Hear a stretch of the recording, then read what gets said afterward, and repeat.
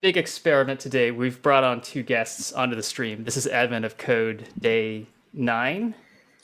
Technically Day it's Day 9. 10, but I think it's Day 9. We have Jeff and Dom as we have normally, but we are joined from left to right by Steve and Roy. I guess we'll give proper introductions when we switch over to doing just like chat about bullshit section. But suffice to say that we have twice the number of programmers this time, so we're going to be twice as successful, right? I think the way that the principle goes is that 4 programmers run faster than 1. Is that right? That's what the mythical man month taught me. Yeah. Okie doke. So I guess we'll just try to figure out whether this is going to work. And so this is a grand experiment. Okay. So are we live in chat? Is chat working? Just want to double check. Dom, do you want to try typing something in there? Okay. Yes. All right. Yep. Looks good to me. Okay. I guess we will kick it off. So real quick. Roy is an old hand at Advent of Code. I think he's actually keeping up with this year's, and he's done it in a bunch of years in the past. Steve, I think, gets the point.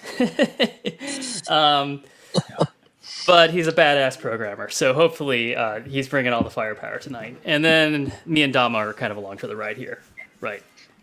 So are you all ready for this? Let's do it. Okay. Yep, all right. Born ready. We're going to go in. So I think, Steve, since this is your kind of like first time looking at it, there's like a long short story I have to read, which sets up the kind of like okay. There's lore, right? All the puzzles have to have lore, right? So here we go. You slide down the fire pole in the corner of the playground. We've been going through these different rooms. So I think there's been a cafeteria and there's been a warehouse and there's been an entrance hall and other places. So we're now in a playground in the North Pole, right? We land in the North Pole base movie theater. The movie theater has a big tile floor with an interesting pattern. Elves here are redecorating the theater by switching out some of the square tiles in the big grid they form.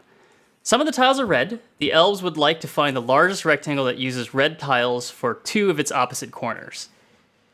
They even have a list of where the red tiles are located in the grid, your puzzle input. So for example, there are basically a bunch of lines, comma-separated pairs of numbers, which I guess are grid coordinates. I'm guessing it is X and Y coordinates, but we'll see. Showing the red tiles as hash marks and other tiles as dot. The above arrangement of red tiles would look like this, and they have a little map here. You can choose any 2 red tiles as the opposite corners of your rectangle. Your goal is to find the largest rectangle possible. So, for example, you can make a rectangle shown as O's with an area of 24 between the coordinate 2, 5 and the coordinate 9, 7. Or you can make a rectangle with area 35 between coordinate 7, 1 and coordinate 11, 7. You can even make a thin rectangle with an area of only 6 between 7, 3 and 2, 3. This is a rectangle that's like literally one row. Ultimately, the largest rectangle you can make in this example has area 50. One way to do this is between 2, 5 and 11, 1. Using 2 red tiles as opposite corners, what is the largest area of any rectangle you can make? And I think we just lost Steve off the stream. Oh no! So we'll see if he'll re-enter. Okay. So far, he's just very offended by the question. Yeah, he's offended. Okay, he might be coming back. I think I see him coming back. Okay, so by way of introduction to this problem, I have heard that this problem gets really hard. Dom and I have been waiting for Advent of Code to get hard, and I've heard this is the one. All right, we did it. Mission accomplished. It does feel at the outset that this initial problem will not be that hard, but we'll see. Okay, so how big is the grid? Is the grid like? Do we just assume that the grid? I guess the grid is. It needs to. The grid only needs to be as big as like the coordinates tell us, right? Yeah, so we don't know the size of the grid ahead of time. The puzzle input's in the 90,000s. Hey, Steve, do you want to say something and let us know you're alive? Yeah, my computer freaked out for a second. I think I'm back. No worries. As long as my computer doesn't freak out, I'm happy for everybody else's too. But I just don't want the stream to die. I'm very, very nervous about this right now.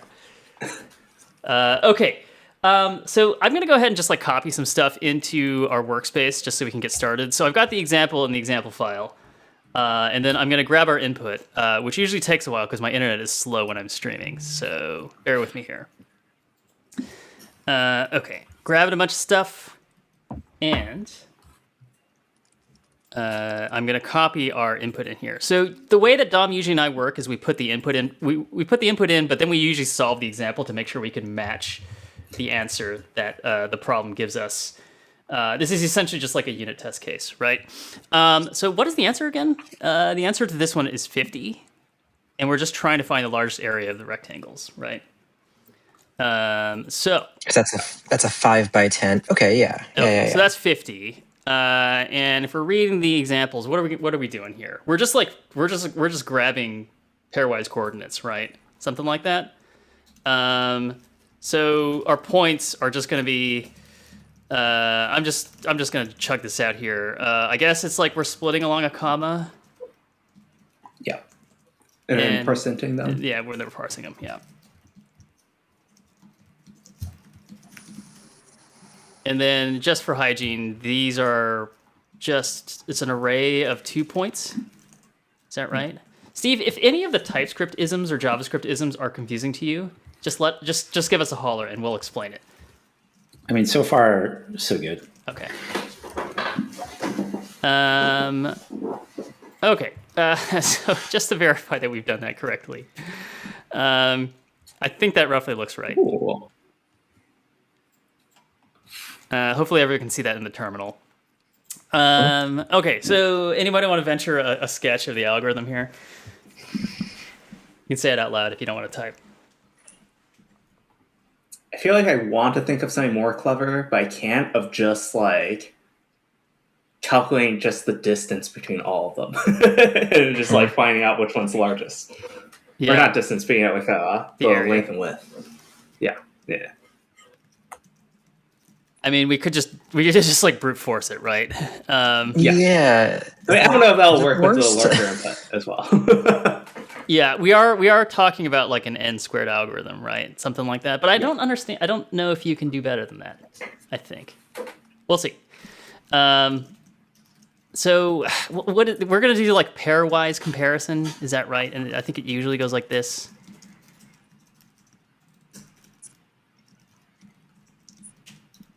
And then we're just going to calculate the area, right?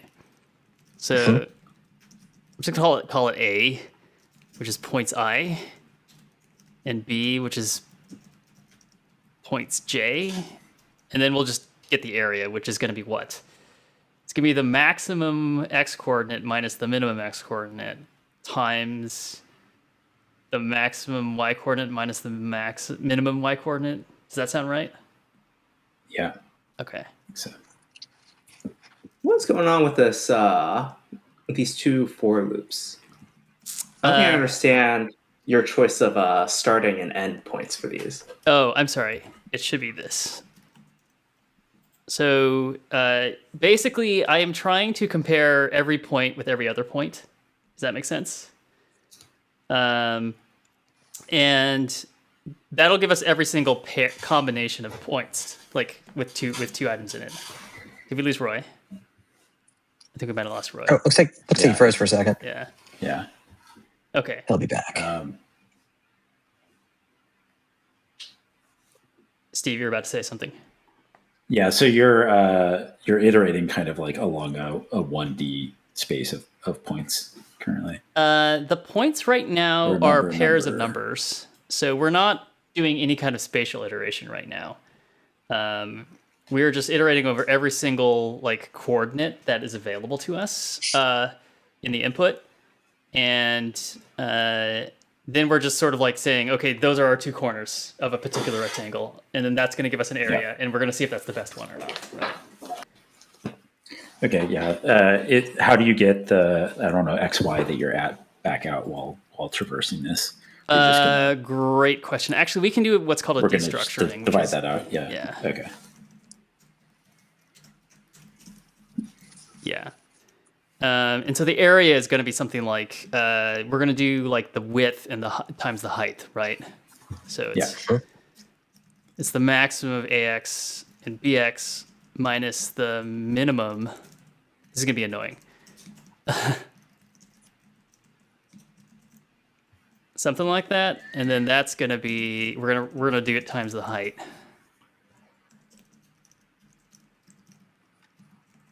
And then we're going to say that the best equals the maximum of whatever we had so far and what we just got.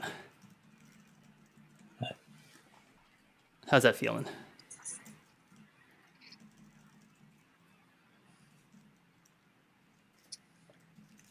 That's not bad. Yeah. Do we need to track? We don't even need to track which coordinates are the best, do we? We just need to know the best. I think we just get the area because the answer of this first one is 50, right? Yeah. All right, I'm going to run it. We're going to see what happens. That gives us 36. So where's the bug? That's not correct. Are we comparing everything to everything? Yes. Yes. I frequently screw up the indices for this type of loop. Sometimes I put I++ on the second one. No, that looks good.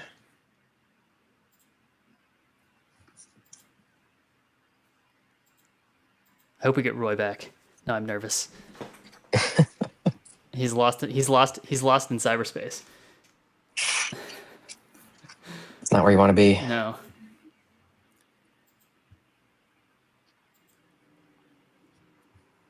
AX.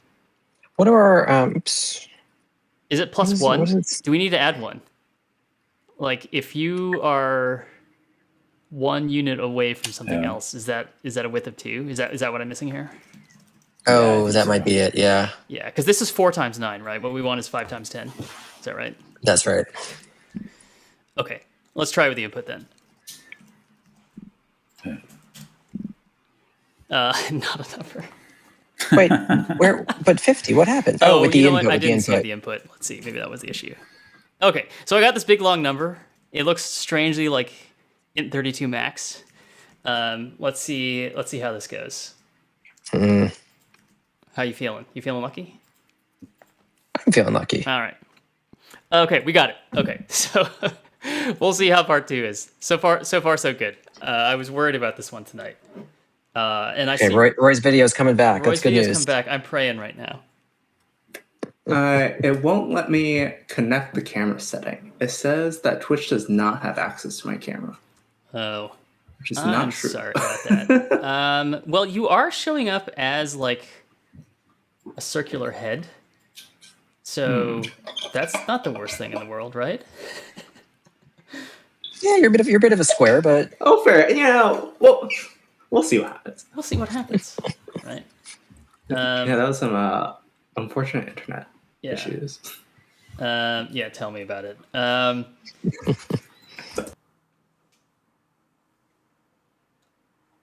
Maybe.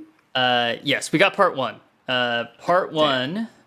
Are you able to see the source code? Are you able to rejoin? Give me 1 second while I just reconnect everything, basically. Okay.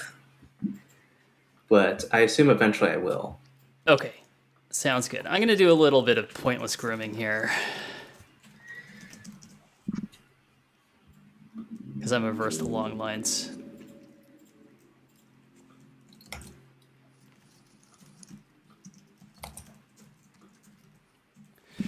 I'm worried about part 2 if people are saying this was the hard one. You're right.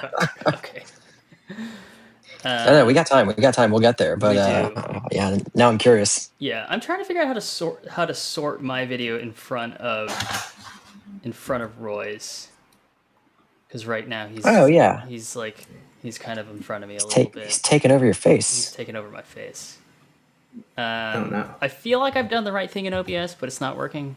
Maybe it's the chroma key working against me.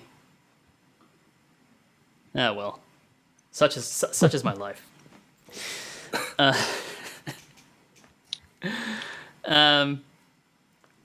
Okay. Should we just try to go to the next problem? I'll start reading it off. Let's see what we got. Yeah, Yeah. the elves, just remember, they can only switch out tiles that are red or green. So your rectangle can only include red or green tiles. I don't even know what that means. In your list, every red tile is connected to the red tile before and after it by a straight line of green tiles. The list wraps. Oh. The list wraps, so the first red tile is also connected to the last red tile. Red tiles that are adjacent in your list will always be on either the same row or the same column. Okay. That's a constraint on the input. They're just saying that that's the way it looks. Using the same example as before, the tiles marked X would be green. I don't know if everybody can see this. Maybe should I copy it into VS Code so everyone can see? Yeah. Put it in a shared file. All right.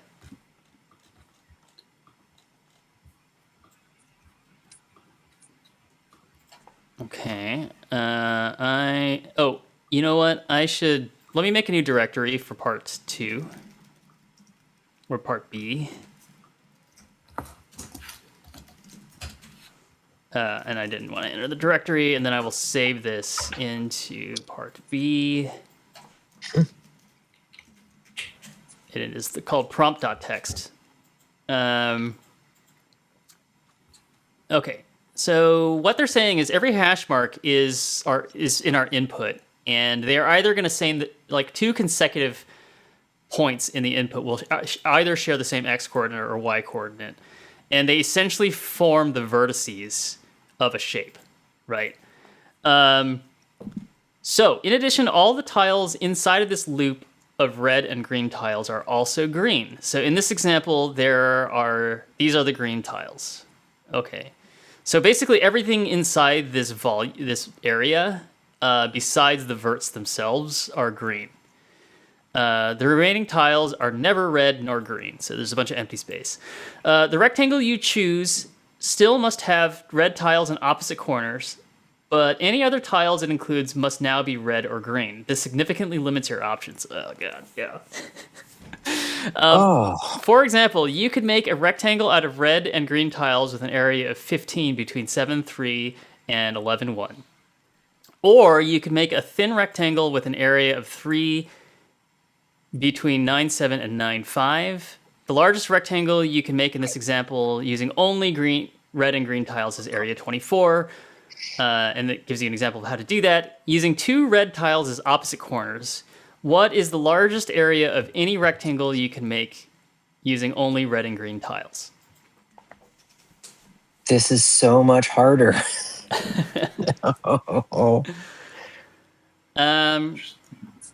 So the constraint that the tiles are not contiguous, but Are red or green? yeah, they're well, no. That the input rows are sort of like corners for each other, basically, or like they always share one value after the next one. I feel like that's critically important.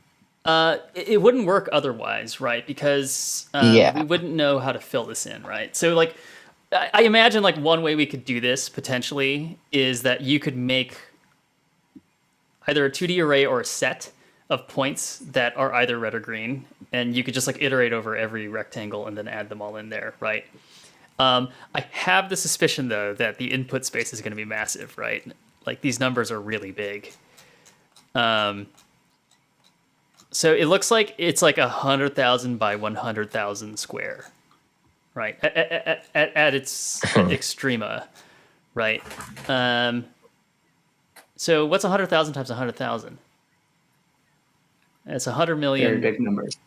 Times 100, which is that 10 billion? So we could make a grid that's like 10 billion entries, right? And then, even if that was like a lookup table, that would like you would assume that you'd be using that by like basically picking every pairwise rectangle definition and like checking every single point inside of that, which is probably prohibitively expensive, right? Like one of those rectangles could potentially be itself like 10 billion points, right? And you're trying to check to see if every single point is inside this like essentially like whitelist of points. Acrobatic fish and chat says good morning or evening wherever you are. It's all in the evening right now in the U.S. But yes, good morning to you on the other side of the world. Okay, is the problem clear to folks? Yeah, and the thing you were just talking about is basically that input file that I hadn't looked at before. Is basically the space is so large that the data structures can be crazy if you just raw array it. Yeah, exactly. If we tried to do what's essentially like, I guess in game dev it would be like pixel-based collision, it would be really bad, right? How's the switch between red and green? Sorry, I don't have like the highlighting of Advent of Code. Like, how is the switch between red and green? Can you say that one more time? Yeah, like, how do we know what's red and what's green? Is that even a valid question? It's. I feel like my brain is like shutting down because I can't see the prompt in Advent of Code specifically. Oh, okay. Yeah, sorry about that. So No. The distinction doesn't matter, except that the rectangles that we pick have to be bounded by two red. Yeah, and tiles. To be clear, I don't think on the website they were color coded either. It's just that X is green and hash is red, right? Yeah. I see. So X is just the edges. X is the correct? edges and the interiors, right? It's everything that's inside. Yeah, Okay. I think maybe the red and green is almost like it's a little bit confusing. It's almost like there's tiles and there's no tiles, right? And then like the candidate rectangles have to start and end on the vertices that were provided in the input. I see. Yeah. Yeah, that makes sense. Okay. I see. Am I back, by the way? Oh, good. I'm back. Phew. Yes. Everyone's taking a turn, but you know what? We're slogging through. It's that kind of night. I had to change my network, so I am no longer monitoring the stream. Sorry. Where are you in the world right now, Dom? I'm in a hotel in Midtown Manhattan. Okay, good times. Good times. Yeah. Well, we'll just have to rely on chat to tell us whether the stream goes down or not. I can see chat at least, yeah. So chat, we're relying on you. Okay. So we need to figure out a technique for optimizing, right? Like, I guess we could attempt to brute force it, but I think it's going to be bad if we try to. No, I don't. I don't think that's possible anymore. Yeah.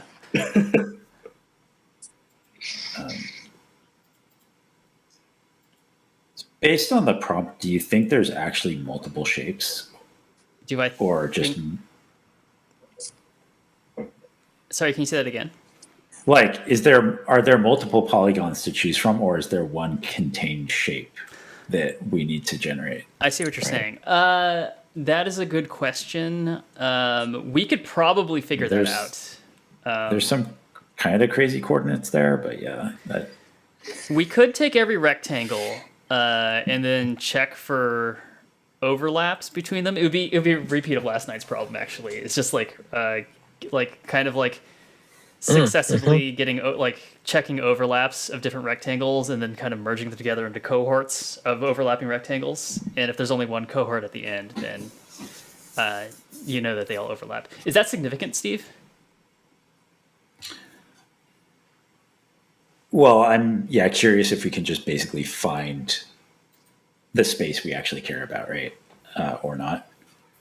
Like how big it is. Like, can we operate in lines as opposed to a pixel grid, right? Right. I'm not sure. Right.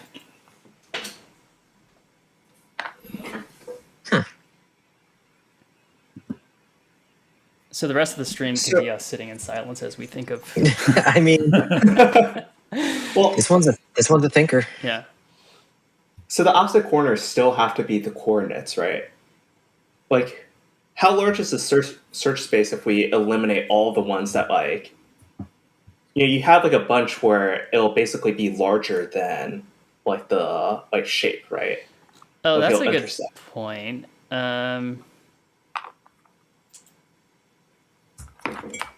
It reminds me a bit of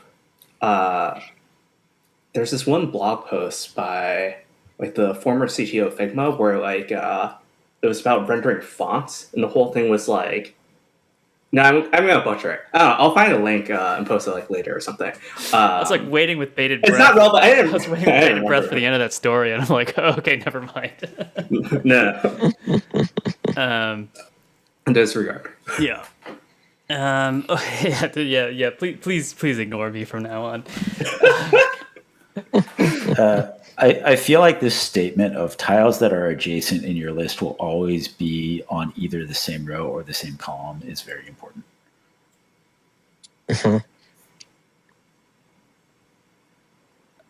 Yeah, I need to fix my camera. I think something happened with it. It's my turn. Every one of us. It's incredible. Yeah, we're dropping like flies. I think it's just OBS. I think OBS is having a hard time. But on a positive note, Roy is now behind me in the stream. He's like a giant rectangle with a purple icon in the middle, but he's behind us. Actually, give me 1 second. Let me unplug stuff back in. My camera might start working. So be right back. What's the harder problem tonight? Getting the stream to work, or solving this particular problem? Who can say, really? Yeah. Okay, so Roy was saying, can we eliminate? Like, Roy asked an interesting question, which is like, can we eliminate corners that are not inside the volume, right? Like, can we do a kind of like process? Can we do any kind of pruning step? Right. So we determine what the ranges are in the volume, and I guess the ranges will be. I don't know. It's tricky. I'm trying to think of like a more efficient representation of the valid space than a bunch of points, right? And one could maybe model it as a bunch of overlapping rectangles. Roy says he lost the mic, but his video's in. Oh gosh. Oh man, I thought this is the point of Mac computers, is that you didn't have all these like weird I/O device problems. It used to be the point, yeah. Yeah. When did the transition happen? Was it the butterfly keyboards? Was that it? Yeah, the butterfly keyboard was not a good moment. Okay. The current guy who just left, the head of software design, that everyone's really happy he left because they thought he sucked. Okay. He wasn't helping. Alan Dye. Haven't heard of him. He's apparently the one to blame for liquid glass being what it is. Oh really? Did he get fired because of liquid glass? No, apparently he just randomly up and left for Meta like 3 months after his brand new, show-stopping interface shipped to the world, because they offered him a pile of money. He's like an AI guy. He's like an AI guy, but really he's a tasteless interface designer. Yeah. Okay. But it's telling that everyone at Apple is like, oh, thank God he left. Like, we thought they'd never fire him. Which is like, you don't want that to be like the news story when you quit your job, is like everyone's thrilled you quit your job. Should I be upgrading to the new version of macOS? If you like corner radiuses that don't make sense, yeah. Is that still a big problem? Every one of my windows has a different corner radius right now, yes. Yeah. It's really dumb. We see you now, Roy, but we don't hear you. He's working feverishly. We see you. Oh, I think I hear you. Oh my god. Oh my god, he's back. Roy's back. This is wild. Okay. I'm also confused by the multiple failure points, but you know what? It's working now. Yeah. So if we were to examine this example, does the example have cases where there are rectangles where like there are extrema that don't exist inside the surface, right? And it has a lot, right? So is there a way in VS Code that I can select just a little bit of a row, but then select multiple, or like a couple of columns, but then select multiple rows worth of that? Do you know how some editors can do that? You can hold like the Alt key. Does anybody know what I'm talking about? No, I'm just talking. Crazy. You're talking about like multi-select, like Shift Alt. Yeah, something like that. It's not letting me do it. Whatever it is I that don't I'm know what talking about, file I you're can't in. do it. Oh no, I can't do it. Oh my god, I can do it. Can you guys see this? Is it visible? Which file? are you doing? Prompt.txt. That's where I am. Can you see me doing this? Yes. It's Yes. fucking majestic. Yeah. Oh my god. Wait, you So selected text. the Wait, thing I was what? noting earlier is they are saying within this that the coordinates are going to come in, yeah, like you're saying, like there'll be a line because it's either all on a column or a row. Yeah. Everything is continuing, Yeah. right? Yeah. So that maybe suggests something about how we represent the surface that we're trying to the surface that we're trying to kind of like hit test against, basically. And so the rectangle that I have highlighted right now is not valid, right? Because this corner down here in the lower left is not inside the surface, right? So potentially one of the things we could do cheaply is to just check all four corners to see if it's in the surface, and that would tell us that it's in the surface. Does that make sense? How do we know if it's in the surface? So that's an open question, right? Because I think I stated before that the surface itself, if we just made like a list of pixels for a list of like coordinates, for example, it would be probably too big, is my guess. I don't know if there's something anybody we can disagrees do. with that though. It's like it only works if it's convex, right? Like if it's concave, then you can like eliminate the entire edge. Does that make sense? Yeah. Yeah, I like where that's going. But I'm gonna just say that it's probably concave, right? Because the example's Well, you concave. could get like, well, it can like vary, right? The example I think is convex. Yeah, what is going on down here? It's Or sorry, this is it's a gross concave. misuse of convex. It's concave because yeah. you can draw a line from one point to another and then go outside of it, right? That's the definition of convex. Yeah, Or yeah. concave. Yeah. Who the fuck cares, right? And I think as Steve was saying, there might be multiple islands of these things as well, right? Right. But the rectangle will always still be from like one of the coordinates to another coordinate. Well, there cannot actually be multiple islands. Oh, you're right, because it's all you're always connected to the previous one. Yes. Yeah, we're going in line segments. Yeah.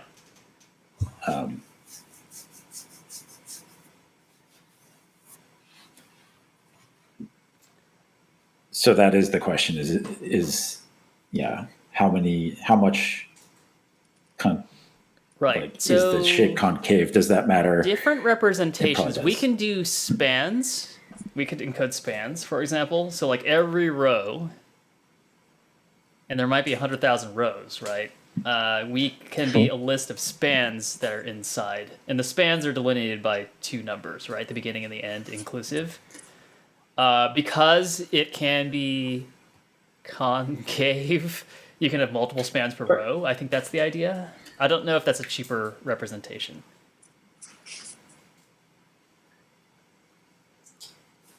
I mean, it is interesting if you're doing just like X, it spans on the X, right? And then you can just say, like, go down within those spans. Are you still in a rectangle or not from each of the corners, right? Right. What I'm trying my best not to do is to attempt to reason about the relative positions of the points, because that just seems bad. I wonder if like a heuristic we use is like if we know what direction it's turning. So like you go through the coordinates in like some order. If it turns like left or right, then like based off that, you know, like if you're trying to draw a rectangle from like, you know, like using one side and then it like just jutted in and like ruined that like side, then you know you're outside.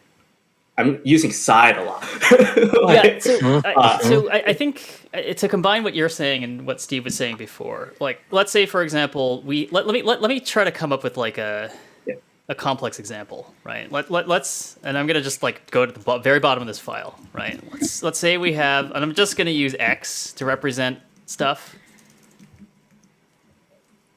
right?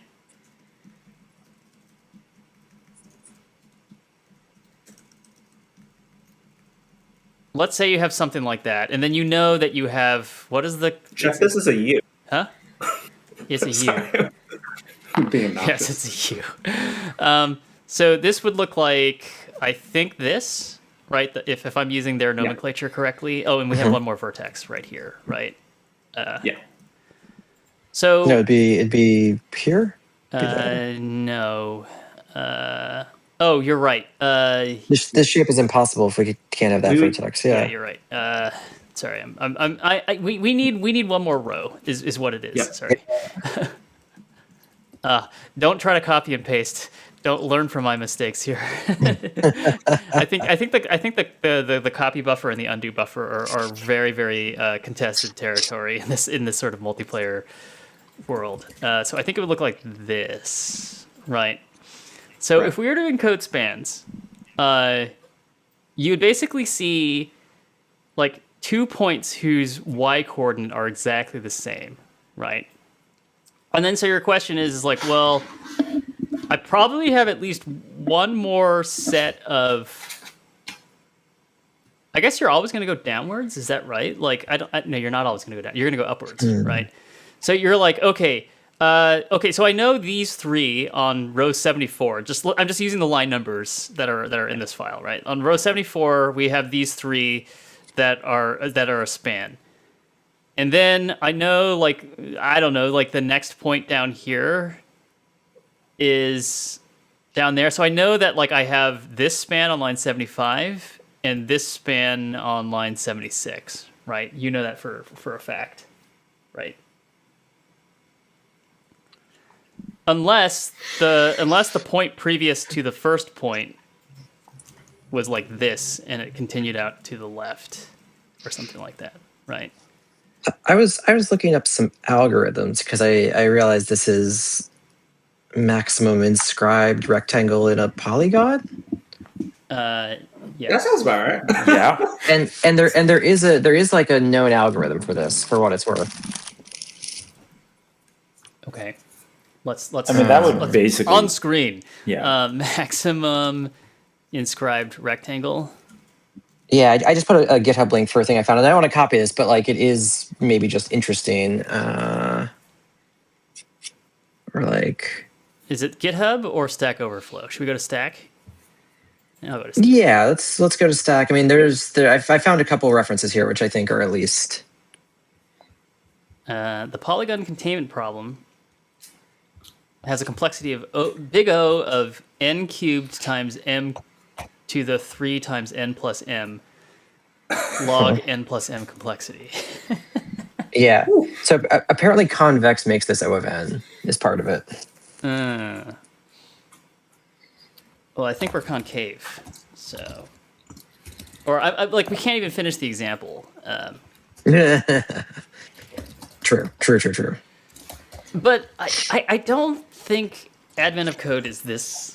This is a little bit of gamesmanship here, but I don't think Advent of Code is this crafty. I think there's an easier solution. Like, it's Yeah, I hard- also feel like that one is more complicated than what we have to do. But like Yeah. finding any rectangle in the polygon. yeah, because we got 90 degrees. We only have like 90-degree turns and stuff like that, right?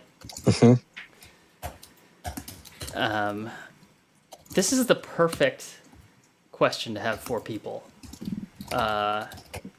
Right, Yeah, what are we going to do for the next one? What? Yeah, I don't know. If the difficulty ramp is higher than this one, then I think we might need to hang up our boots a little bit. Oh, we got this. We got it. Yeah. So there might be a kind of thing like what Roy was saying, where we can kind of like reason about turning left or right. But gosh, I'm trying to figure out if we can avoid that. Right. Can we Yeah. take the maximum and minimum coordinates and start there, and then find a way to eliminate? Like, can we find a way to start with the biggest rectangle and walk it in as we process coordinates? When you say walk it in, what is it? Like if we start with a rectangle that is the the extents are like the maximum minimum points in this set after we've determined what that is. If we process a point that like cuts off part of this space, can we like be shrinking a supposed maximum rectangle as we like process points? I'm trying to think if that's like a way to do this linearly by just stepping through everything once. I don't know if I'm seeing it, but I might be. No, I think the U shape might break it. I don't know. Yeah. So Can we calculate like the biggest length per like point, like the largest like width and like height for each coordinate?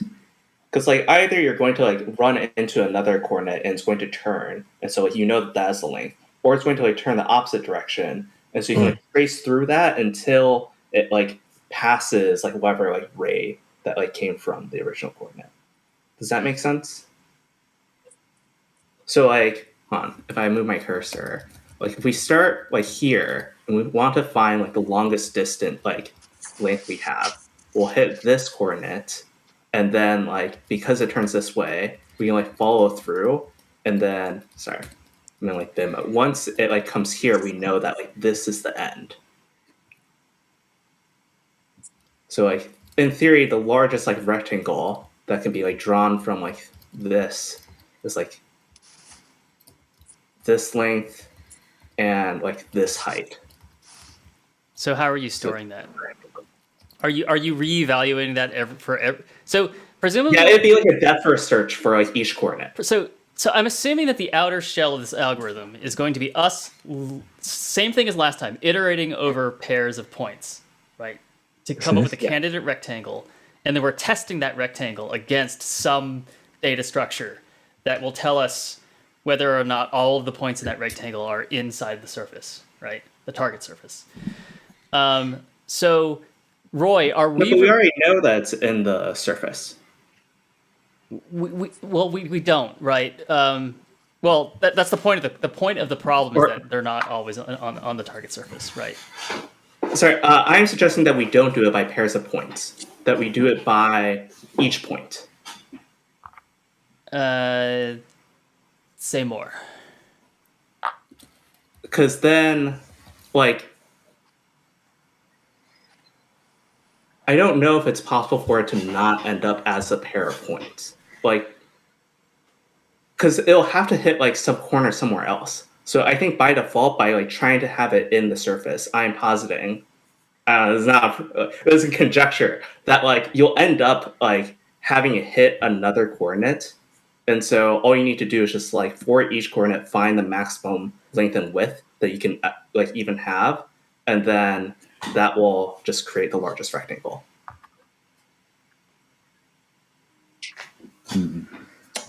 That's actually kind of interesting. I'm always curious. Yeah, if you're doing that and you have line segments stored, like if you can basically know when you slip out of the space just from the coordinates that you're grabbing the line segments for. Okay, so let's test out an algorithm. So let's say we start in the upper left here of my example, right? And is my example a good one? Do we have a turn in every single direction? Mm-hmm. Like, do we have one that goes negative, starts going negative y? We have one that starts going positive y. We have one that starts going negative x, and we have one that starts going positive x. I think there are probably other directions you can turn, right?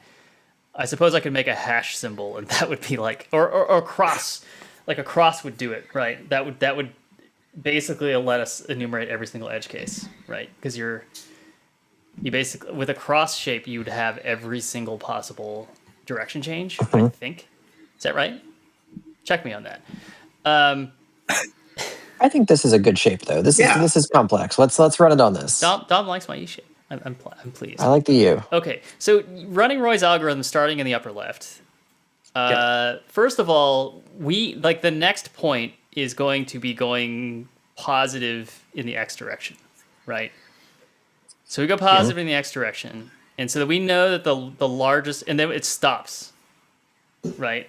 And unless it continues, which is annoying, like you could have a shape that does, like, I guess we're assuming that there's no shape that's like this, right? Where you have like two hash signs right next to each other. I guess If you go up to the example, like you'll get it wrong in this section from the right point starting, right? But that, I guess it doesn't matter because the left point will capture it. When you traverse the left point, you'll get the biggest rectangle. This one will not capture the fact that it could go left, but it's okay, I think. No, because we know that it turns north. So if it turns north, then it's still within the surface. If it turns south, then we know that it will escape the surface, and so you're at the end. And once you go north, as soon as you go past like wherever this y value is, so let's say this is like y coordinate 4, if you ever intersect with that, then you know that that is like the longest length.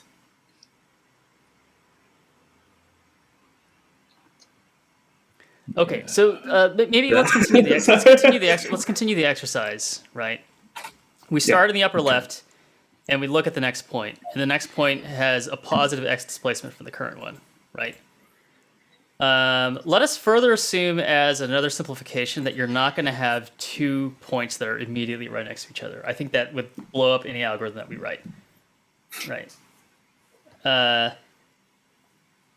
So that means that, so what have we concluded now that we've gone to the next point here?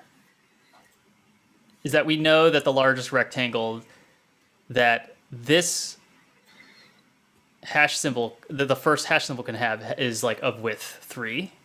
Is that right? And then, so how do we know what the y dimension of the largest rectangle is? Do we keep seeking forward or do we seek backwards? I think we have to seek both directions, right? Yeah.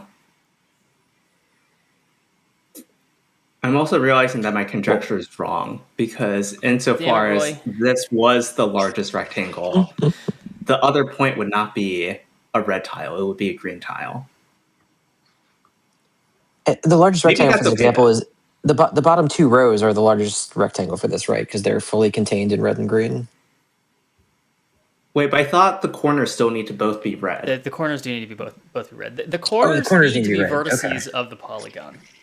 Yeah. Okay, so in fact, it's like it's this hash. Well, yeah, it's using only red or green, but we know that the corner is going to be part of it, right? Like how many corners? Oh, opposite corners. Well, yeah, I'm saying, okay. the green part doesn't matter. Yeah. Right. Oh. Actually, what is this? Oh, wait a minute. So if we pick any 2 points. Oh, yeah. Okay. If we see a point inside of that, are we able to eliminate? No, not really. Well, yeah, if it's inside the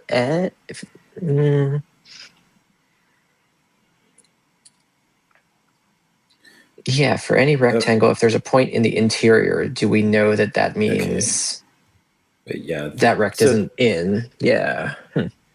Maybe the algorithm is that it needs to find like for each coordinate, it tries to find the largest rectangle it can make with another coordinate. Because I think that could work. I'm trying to understand how that's not just a restatement of the problem, though, right? Sorry, that wasn't trying to be sarcastic. No. Because I think how it's different from standard problem is that, like, we don't know which of the points, like, was it? It's like n choose 2, kind of. And so for each one, you, like, assume that, like, the point that you're checking is going to be, like, correct. And then, like, you find the largest one within that. And then across all of them, you just find whichever one is, like, the biggest out of all of them. And then I think the algorithm to just find the largest rectangle that, like, chooses the opposite, where, like, the opposite corner is another coordinate is, like, some version of, like, basically looping through all the numbers and then seeing, like, keeping track of the widths and lengths and how it intersects with, like, how it turns. Maybe.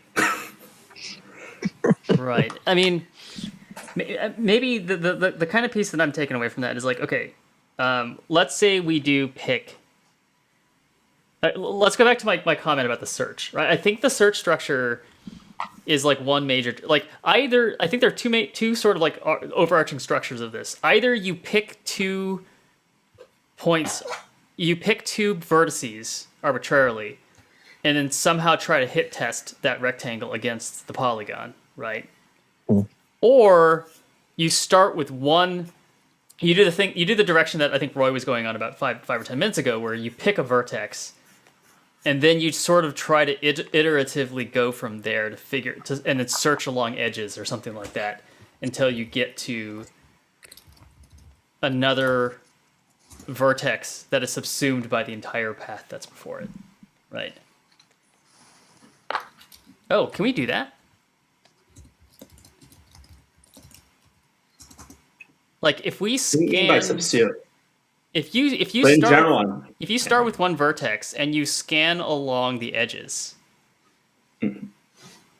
as soon as you like make a certain set of sequence of turns, you know that the bound, like you can no longer contain a rectangle inside. Yeah. Like let's say you start here on line 74, upper left corner again, right? And then you go to the next vertex in the list. And let's say arbitrarily you're going clockwise, right? Yep. You pick that you pick that vertex and you say, okay, I can make a rectangle. So the largest rectangle I can make right now with the first hash sign on line 74 is area 3. Yeah. And then you keep going to the next one, which is this one down here, and you go, oh, okay. I guess the problem is you don't know unless you search backwards, right? Because you could have a construction. Let me copy and paste this. This is what makes it right, where it like loops back in again. Why is my copy buffer only selecting one line? This is so you could have a construction that's like this.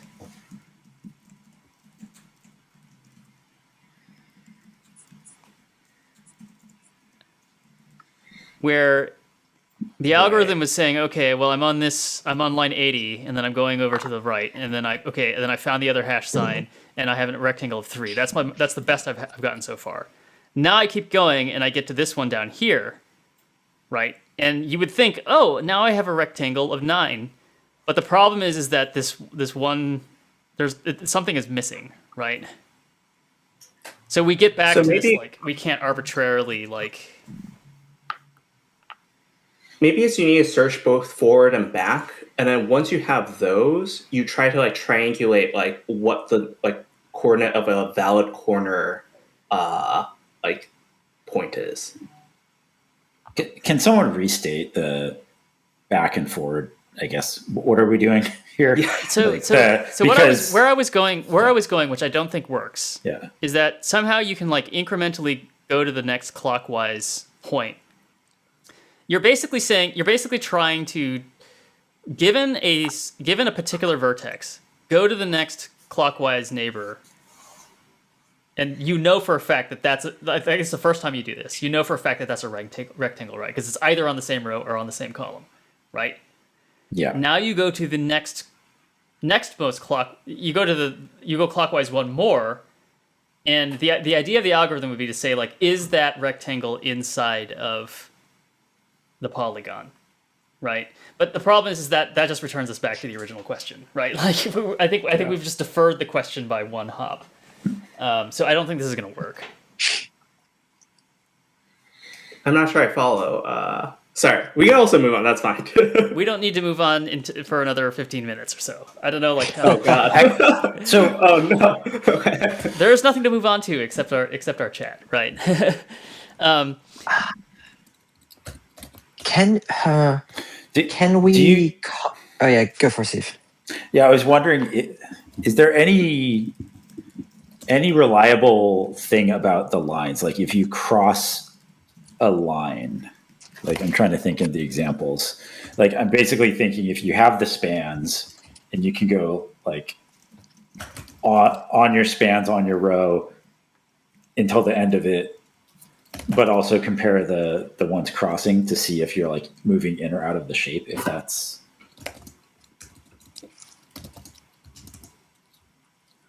possible. Like, I wouldn't think that they do anything where,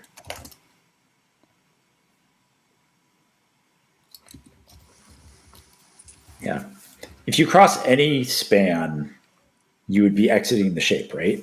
Is that a true statement? What does you Like- crossing mean? Okay, so say I start with a point here. Oh, well, and I know I have a span because, oh, maybe I don't. No, I have a span. Well, no, that would wait. Or okay, so I keep going to the right and checking the column spans to see if I've crossed one or not. So you're presupposing that we have a list of all of the spans on every column or every row, right? Yeah. Okay, so we could try to build that data. I mean, that's an idea we've gone away from, but like we can try to build that data structure, right? Like, I'm just trying to think through if that would be useful. If I know I have a point and I take all the horizontal spans to be the top part, maybe that won't work. Yeah, I mean, I think it would work, right? Yeah, it like might. if you have So- all the spans, that is essentially a much more compact representation of a bitmap, right? Like it's like a perfect information, right? There's no information loss if you have like, let's say you have an array of rows, and each row is an array of spans, right? Of stuff that is green or red. That is 100% accurate representation of the polygon, right? Yeah. And then what you can, Yeah. Actually, I'm trying to think like, so also the even odd, right? So you have horizontal span, horizontal span, horizontal span, horizontal span. Every other set of spans can leave the object or not, right? So as long as you're, Yes, I guess I'm assuming that the data structure would not contain the empty space. It would just contain the stuff that's in the polygon. But we can change no. that. Yeah, that would be true. Yeah. But then every time you go over, like if all you have are horizontal spans to start the top of the rectangle, then you can check that against all the vertical spans to see if you're like within those dimensions, to see if you're entering or exiting the shape for that one, and then basically do it for all the neighbor ones to see if there's a rectangle in between, like as you go down the rows. Does that make sense? Can you describe in whatever programming language you're comfortable what that span data structure looks like in the text file, right? Like what is it? What is the structure of that? Sure. Let's see. Can I figure that out efficiently? Where's our scratch pad? At the bottom of prompts? Prompt.txt, yeah.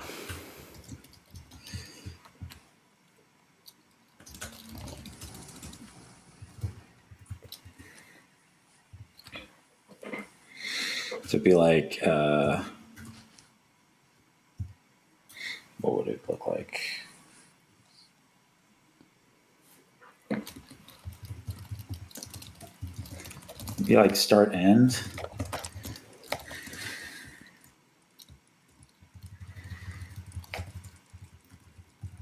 And rows is an array or Or a like lookup table? X0, X1. And then, yeah, it could be columns like, yeah. And maybe we do this on Y. This is what I'm thinking. Or I guess this would be X, right? Yeah. So it'd be like, and this would be potentially, Y, X0, X1. Okay. And then, so basically you'd go through and you'd be like, okay, is Y0, Y1, like between Y? Or is Y between those? Okay, like let's go across that, searching to see if we're entering or exiting the shape. Okay. Yes, and I take it as a given that if you can construct this, which is the first thing is the data structure I was proposing. Although I was actually proposing that there might be multiple per row, like for the same Y. Oh yeah. You might have. Yeah. I don't know what else to call x2, x3, right? Something like that. Well, I guess it'd be just a repetition of x0, x1, right? Or whatever, however you want to look at it, right? But yeah, basically you're getting, for every row, you're getting a begin and start for each thing on that row, right? Right. Because we know we're completing a row or completing a column. Yeah. And if we're going, we'll know that when we read the file, right? We're like, oh, we're doing a column, so put it in the column data structure. We're doing a row, so put it in the row data structure. Yeah. So I think the thing I would propose is that if you can make one, you can make the other, right? You're like transposing the logic. But Yeah. I think in order to do what we're trying to do, you only need one of them. So as an example, let's say we go back to the algorithm where we're just like, we have n squared over two pairs, right? Like we have like vertex 1, vertex 2, arbitrarily picked, right? And then what we do is we iterate over. We know how wide it is. We know how high it is. So our outer loop over that is we're iterating over rows of that delineated rectangle, and then we check each row to see if there is a span that covers the entire width of that rectangle. And then we go to the next row in the rectangle, and so on and so forth. Does that make sense? But you need to. That only works if you know the pixels of every row, as opposed to the rows that have been given to you, right? You don't need to know the pixels because I'm presupposing that you know the spans of the polygon. So that's the big question mark, is how you create that. Well, so I'm trying to think of this situation with like blank space. Let me grab one of these examples and bring it down to the bottom. Yeah. I guess I'm saying that my magical data structure accounts for the blank space, right? Yeah, so basically that's like, I don't know, well, actually, your U-shaped thing is good. So on this one, when we go here, or the first row, basically, right? Your 0, 0, 0. When you step to the next row, there's no span there, right? There's no line yet. Correct. So that's what if you store the vertical columns as well, then when you're stepping down here, you can basically say like, am I in this shape or not? Okay. And what I'm rationalizing is if you have columns and you know basically the leftmost start, or you figure out the leftmost column that crosses your coordinates and get every column that crosses your coordinates. I believe that basically if you're between two on an even, or I guess an odd number, you're in, and if you're even, you're out. Odd in, even out forever, right? Because the line has to have started the shape, right? So it's like first line, everything from there to the next line is in the shape. Everything from that line to the next line is out. In, out, in, out, in, out, right? I don't think I'm following the alternating thing. Let me do it on actually, let me copy your U shape. Are you looking at line, I don't know, 111, right? Let's say, so if I drop down here and I'm on this, in this case, I guess I'm on a line, but once I get here, I don't know anymore. Yep. Right. But if I say there's no situation where I can have crossed two lines and be in a shape, right? if I cross 3 lines, I'm back in the shape. When I cross 4 lines, I'm out of the shape. Yeah. 5 in, 6 out. Yeah. 7 in, 8 out, right? And if the first line, I don't even think this is possible given the data structure, but like the first line is to your left or all the way to you're all the way to the left or all the way to the right of it, like you're not in the shape anymore, but that's not possible, I don't think. So what are you at? What are we at? What is the thing that we're actually testing? Are we testing 2 pairs of vertices, or are we starting with 1 vertex and trying to figure out the maximum rectangle that it can possibly be in?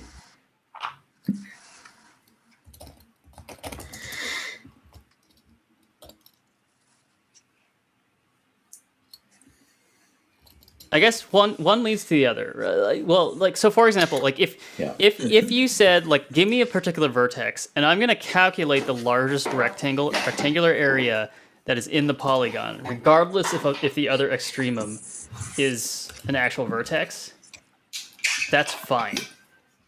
Because no, it's not fine. I was going to say because you could theoretically just check to see if another vertex was inside that rectangle. But I don't know if that's possible. I kind of wonder if we just tried to brute force this, whether it would work. It seems like it wouldn't. If we check, like, I think everyone. We start now. It might be done by the end of the stream. Yeah. Everyone took for granted that like the brute force option was not going to work, right? Well, you still need a way to. Oh, you're just saying brute force of like store it in an array. Literally, or a hash map or whatever. Store every single point that's in the polygon, and then check every point of every rectangle. What do we have from the first part of the problem? We have a bunch of rectangles of. Well, we have the biggest. Well, okay, so if all you want is the hash map, then I think the technique I was talking about might work. Of if you get the rows and the columns and use that to basically go down each row and say like, okay, I know I'm from here to here, and for every column like that's at that length, I determine if that's in or like those pixels are in or out for those columns by the even odd, and just get every pixel in there and then write a thing that just does the lookup to brute force from there. That might work. Okay. I am compelled by this. I'm still not quite following, but there is a kind of like, I feel, are there not kind of like polygon algorithms where you check, I guess it's the concavity test, is like, you checked whether you turned left or right. And there's something about the even and odd.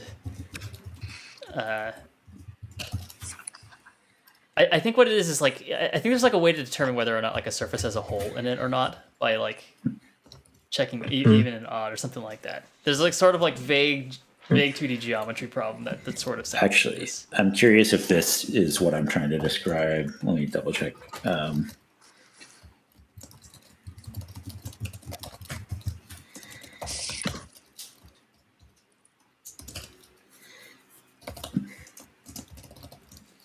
Roy, have you solved the problem in the background? Is that No, I am typing it. Right now I'm just trying to write something that determines whether or not, if you're iterating through the thing, if you're drawing it clockwise or counterclockwise. Okay. I think that's going to be relevant for how to like do it. I'm trying to think of a way to like quickly test any given rectangle. Against like, is there against the surface? Or like, can we look for, like if we know 2 corners, then we know what we want our other 2 corners to be. Yep. And I think it means those corners are either red tile points that we already have, or there has to be a red tile between the corner that we've chosen and the corner that isn't, like the corner in the ether, the opposite corners. Right. Because of concavity, I thought maybe we could just test all four corners of the rectangle, but because of concavity, you can't. Like, assuming you could just like check an arbitrary corner to see if it's in the polygon or not, like, it still doesn't help you because you don't know if the polygon like goes is a U shape. You know, like you can imagine a rectangle that subsumes this U shape that I drew, right? And so the uppermost leftmost corner, like the upper left corner and the lower right corner, make a rectangle where all four of those corners are inside the surface, but it does not satisfy the problem because there's this U shape that's cut out of it, Yeah. right? Yeah, that's true. Is it helpful that there is more than one point along any of those edges between those corners? Because I think that actually does point to, like, if there's multiple points on the edges, we learned something. No, it could be convex though. You might have to just like trace the line, right? Yeah. And then like maybe that's another thing you could do is you could just like take two corners and then like try to find the edge path that goes from one corner to the next one. And if it deviates, if it deviates, so let's say I'm doing upper left to lower right, and then I know that like there's like the upper right and lower left implicitly, right? And let's say, okay, what I'm going to try to do is like trace a line all the way to the upper right one. And I think fairly simply, you could try to just like iterate over all of the vertices. Like you basically try to seek your way to that upper right vertex. And if you deviate below the line that you're looking for, you know that you can stop, right? Because like if you see that like as you're tracing the line towards the upper right, ideally you want to just go directly to the right. But you could go up and come back down, right? But if your Y position ever dips below their Y position, like the row that they're on, you know that it's violated, right? And then there's like a symmetry to it if you're trying to go up, if like your corner goes upwards instead, right? But just for the sake of explaining the algorithm, but you could just like try to trace your way to the next corner, right? And then you do the same thing incrementally between all four corners. And if you deviated for like away from the perimeter of that, if you like try to follow the edge of the polygon and it goes inside that rectangle at any point, then you know you've lost it, right? And then you can go on to the next pair. So that doesn't seem like a terrible way of doing it. It's certainly faster than I think anything that we've proposed so far, right? Or it is faster than. It is faster than the brute force method, and I think it is actually achievable. Whereas I think everything else, we have this like magic question mark of how you like, for example, generate this like list of spans. Yeah, can we generate a list of like negative rectangles based on turning direction? Because I feel like then we're just doing A, A, B, B, right? But when I think about that, like it sort of just inverts the problem and it doesn't make it simpler, right? With negative space.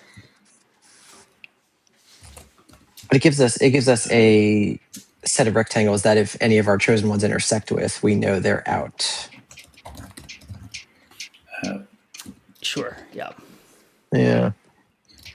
Yeah, my IDE wasn't open or following very well there, so I didn't 100% follow exactly what you're doing. But you're talking about the solution that I was proposing. Yeah. Okay. So let's go back to this. Let's go back to this example from line 72 to 77. I put kind of like a coordinate system on it, just so you know what I'm talking about. Yeah. So let's start with column 1, row 0. That is the upper left vertex, right? And let's just say we've picked a pair of vertices to test, right? So you've picked that pair of vertices. You can infer what the other two corners of the rectangle are, right? Yes. Okay. So now what I'm going to try. So the next step after you've picked your two vertices arbitrarily is you're going to say, I'm going to try to follow the edges of the polygon until I get to the next. Oh, this doesn't make sense because the other corner might be inside of the volume, the area. All right, never mind. I was feeling triumphant, and it now doesn't make sense. Actually, yeah, I think given that idea, the scanline fill idea might actually work really well. I'm going to put a link in here that shows what I was talking about. Okay. Because I found the name. Okay. Nice.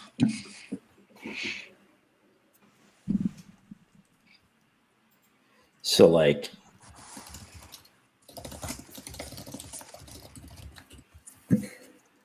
no, my internet is like so it- slow when I'm streaming. It's insane. yeah. Yeah. Okay. This is not an intensive website. Yeah. Yeah. Okay. So yeah, basically you take a left edge, and then starting from it, you keep going across until you hit a right edge, and then you're outside of the shape. Yeah. And then you go down a column, basically, if you're still on the line, and you keep doing that, and that gives you your potential rectangle size for those 2 points, right? Right. To see if you can even get there. Right. And you just do that for everything. Yeah. So how do you know if you're on the right or left of? How do you know if you're on the right or left of the polygon, like inside or outside of it? So you would just sort the edges in order of X value. I see. Mm-hmm. Mm-hmm.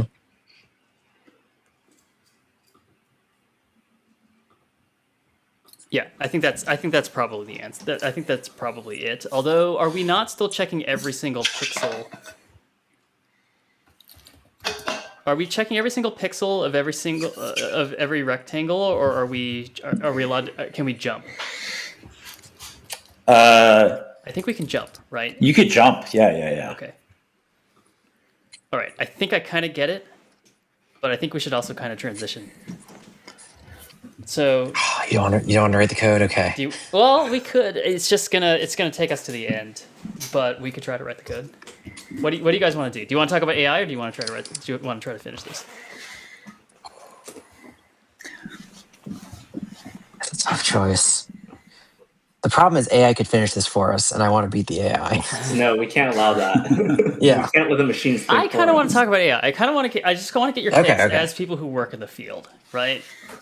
And I have a sense of what Foot's algorithm is going to be now that we've talked about it out loud. Yeah. This picture And- is very instructive. Yeah, and I think the thing you can do is basically for every line you're saying, can I make a line that goes all the way to the X that I'm trying to get to, Yeah. or not? And that's basically like, really, it's a am I in between two lines check or not? Yeah. For every row until you And get you're either looking for all the way down on Y or not, right? Does that make sense? So one last question. Let's say you've verified that like you're going row by row of the rectangle that you're testing, right? More or less, right? Yes. And by row, I mean you're going like every single pixel. So how do you find the span? How do you find the closest span to? You're basically going to look in this list of columns, there'll be row spans, right? Like keyed by column. So like for this particular column, Yeah. you have a bunch of vertical chunks, right? So do you just literally search down that list every single time looking for the one that's closest to you? Like let's say you're checking row Yeah, or you 5, could sort it by X value or something.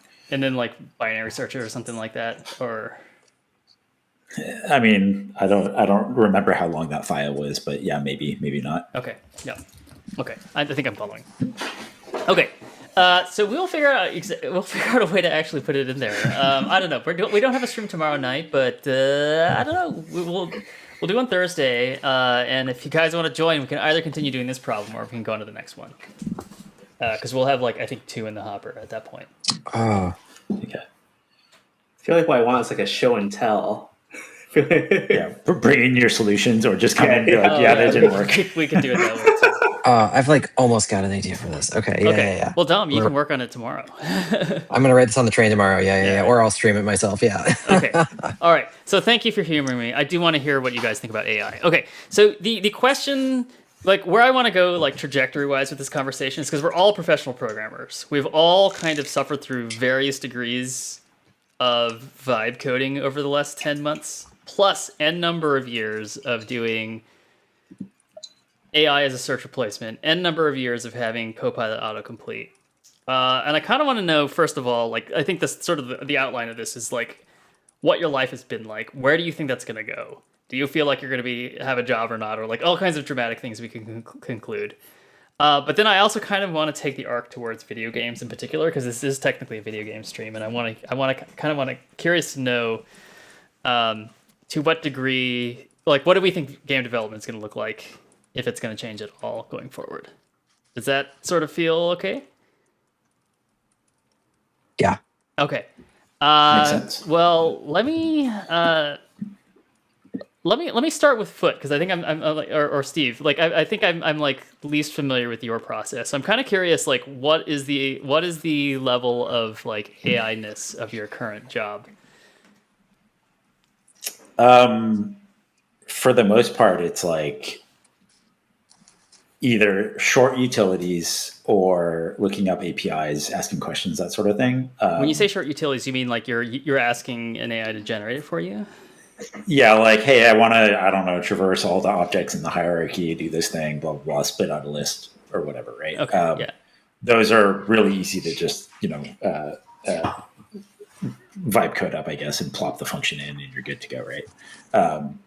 So that happens a good amount. I don't think anyone's super figured out how to ingest our entire code base. Like games are not, microservices that are tiny and easily digestible, right?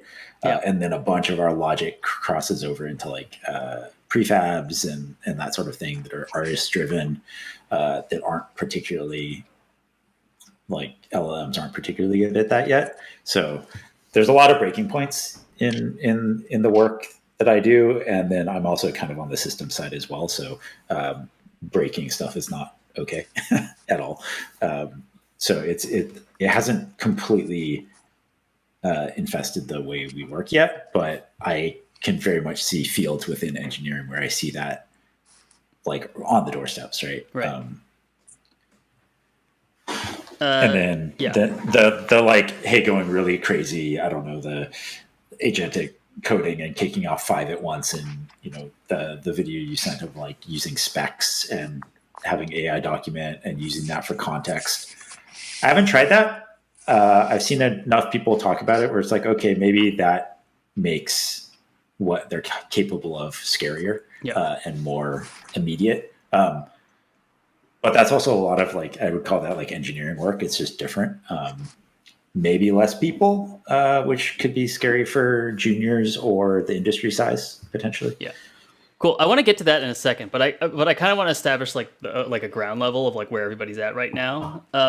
Roy, maybe you can speak to it, like in terms of like what you are doing or were doing professionally. What was the involvement of AI tools?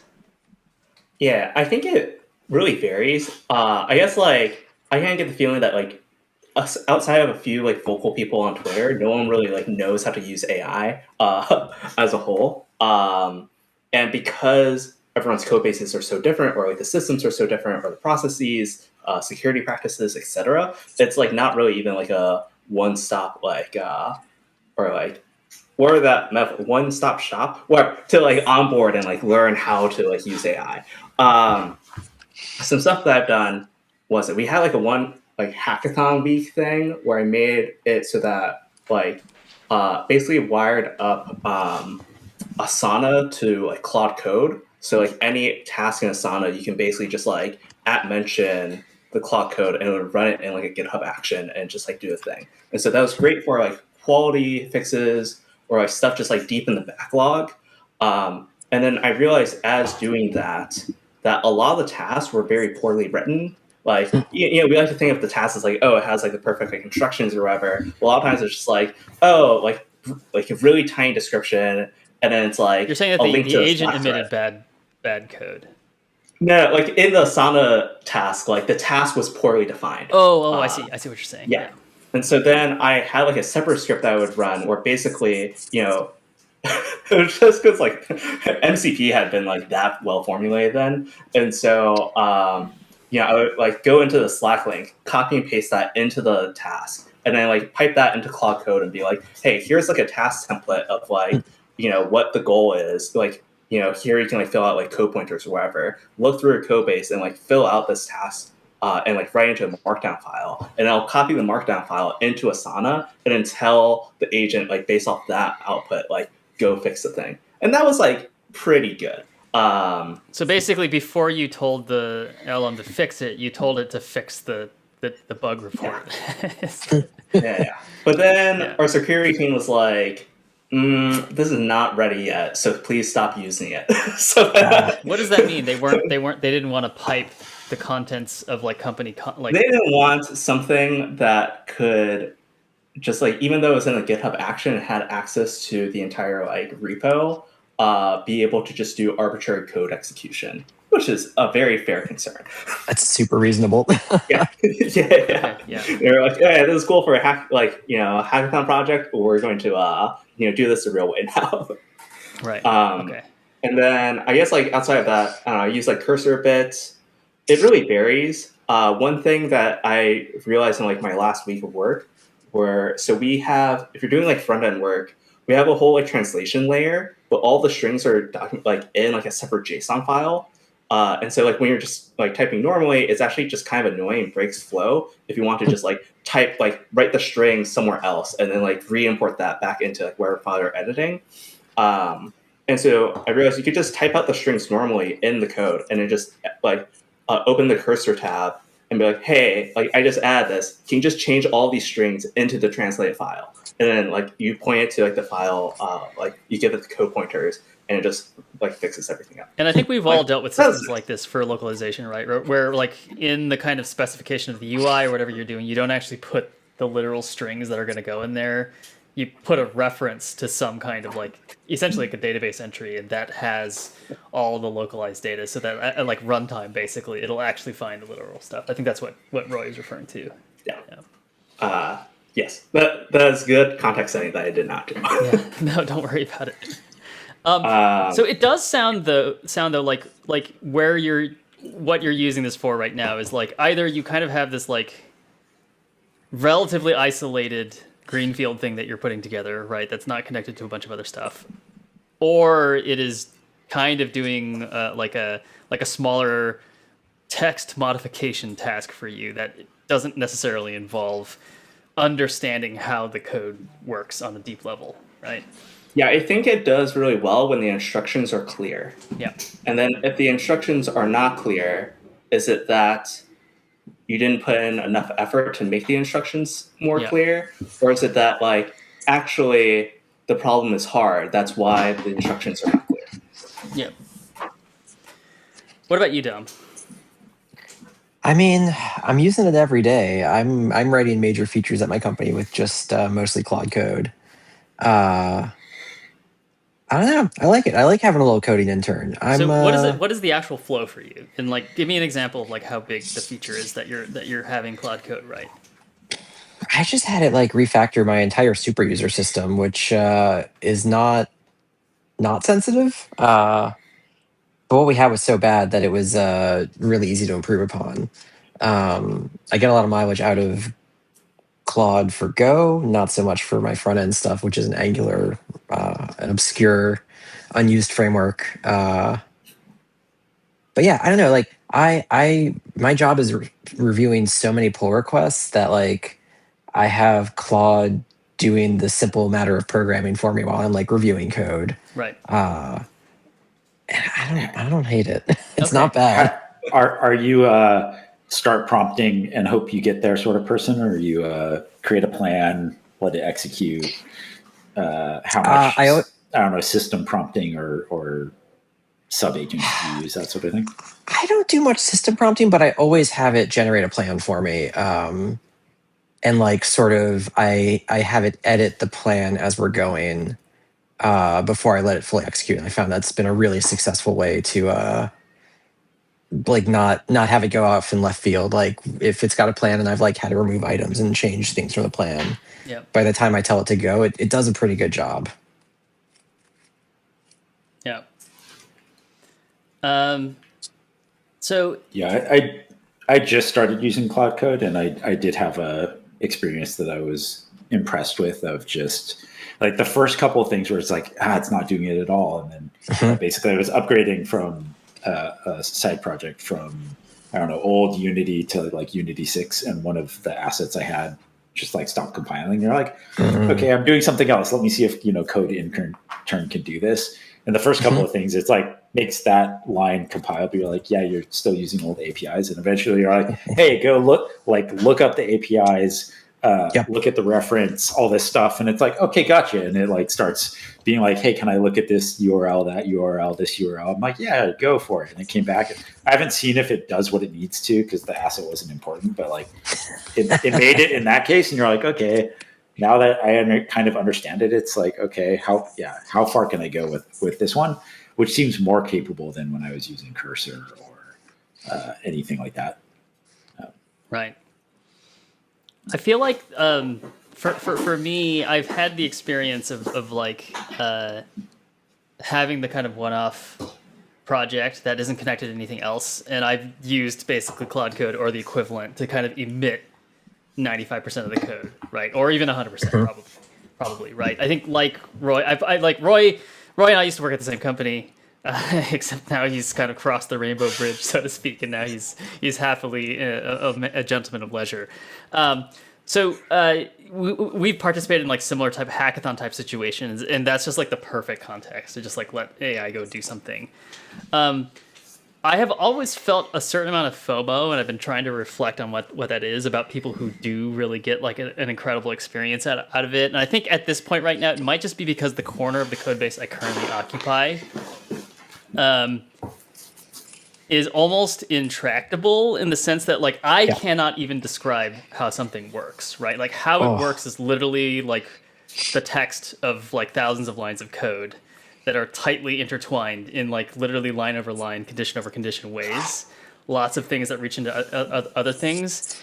And I do not have a high level of trust in myself making a safe change, let alone an LLM. So like I like maybe out of just pure fear, I've not asked an LLM to just say, hey, can you make system A do X? Because A, it's really hard to describe what X actually is, because it feels like there's a lot of like backstory that's involved.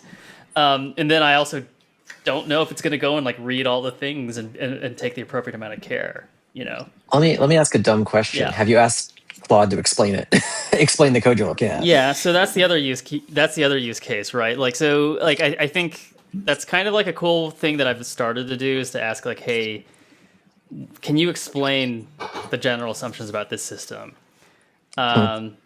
And it does a reasonable job of coming up with convincing output. I wrote this other thing in this doc here about something that you can make Claude do, which is I think along the lines of what Roy was talking about. Like, let's replace a localization, a string of raw content with like the localization key of that content, right? Something like that, where you tell, I don't know, you tell Claude like, hey, I want you to make sure that every virtual override method in this header has the keyword override on it, because I like that, right? Or something like that. But the thing is like the use case of doing code-based analysis, you don't know what you don't know. And like, it can generate like a 2,000 line PR for me that like updates this, but did it do it correctly? I don't know, right? And a lot of times it's like this mechanical sort of thing where it's like, oh, I want to like make sure that I go through and like add a particular piece of text against everything that matches something. And it tries, but like sometimes it does it by like saying like I'm going to generate a regex that matches the lines that I think I should be updating, and like, is that regex right? Is it inclusive of all the edge cases? Is it doing a better job than I would do? I kind of don't know, you know. Yeah. So I think I made everybody watch a video. It was by a founder of a startup called Human Layer, and I believe it's the title of the video is called Advanced Context Engineering, and it is. It is like I think the promises that that particular video makes about the world of like agentic coding are as extravagant as any other kind of like venture capitalist would promise, right? In like the heady era. But I think what made that talk seductive to me is that like it starts off by essentially empathizing with every single AI complaint that I have, right? He's like, yeah, AI actually makes you take longer. You basically argue with Claude until you give up and start it again. It doesn't work well with what he called brownfield code, which is kind of interesting. I never actually had heard that term brownfield, but it is literally just the opposite. What, yeah. It's just like calcified code that's in the big tar pit, right?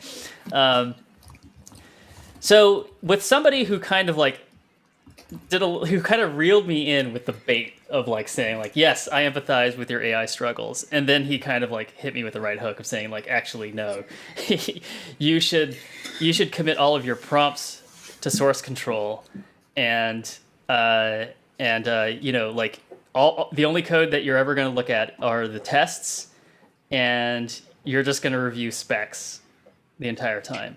What do you all think about that future? Is that plausible to you? I mean, all my prompts are committed to source control. Oh, really? It's great. Okay. So you're living this life already. To some degree, yeah. Yeah, I mean, the agent gets better and better the more stuff we put into source control. So yes, 100%. Okay, I want to hear more about that process, but I want to hear from Steve or Roy about like what you thought about the kind of like punchline of that particular video was. I mean, I think if you're going to use a lot of agents for coding, it seems the most plausible approach. Yeah. Like I mean, it's one of the reasons like the larger code bases are harder to work with. I mean, cruft builds up over time. They're not super modular. There's not even necessarily a good spot in the code to put the documentation for that module. So it might be spread out or whatever. But if you were architecting around that, it might be a little bit better. But then you get the context in there that simplifies it. You have clear separations, which could be good in general. Do I believe I would only be editing the spec?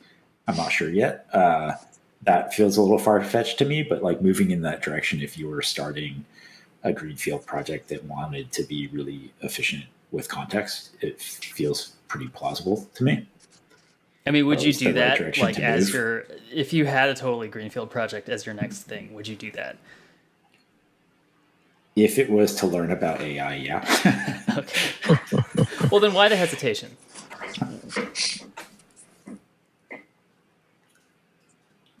Is it that you don't believe it would be efficient, or you don't like that method of working? Well, I do like writing code. Yeah. Like if it was like, hey, I don't know, I also become a man of leisure. I don't know if that'd be the first place I go. Maybe also because I don't want to burn my retirement on tokens. But right. But yeah, I mean, in that case, like maybe I just write small bespoke stuff because I enjoy programming. Right. I think currently my hesitation is more, I have not seen it do things at the level that I would want for the type of code that I want to do. But that said, I've seen it do like sparkles of brilliance where you're like, I think I would still want to look at the code. I think I would still want to change the code. But are there big systems that'd be nice to kind of get a good first shot of the module done and then go back and tweak it and polish it, especially for a lot of smaller teams? It seems very reasonable. Like I was thinking of doing it on like experimenting with like JavaScript and stuff. We were like, oh, I could just have it write a sound playing module for a game and give it the spec and save the spec and iterate on that, and then eventually go, is this good enough? But at least I have something until then. Yeah. So little experiments like that make sense. But the hesitation is just I haven't seen it prove itself. And I don't want a sloppy code base, even if I never look at it. Right. Roy, what about you as the one gentleman of leisure amongst us? Was that video pure hype, or is it a vision of the future that is right around the corner? I don't know about right around the corner. Okay.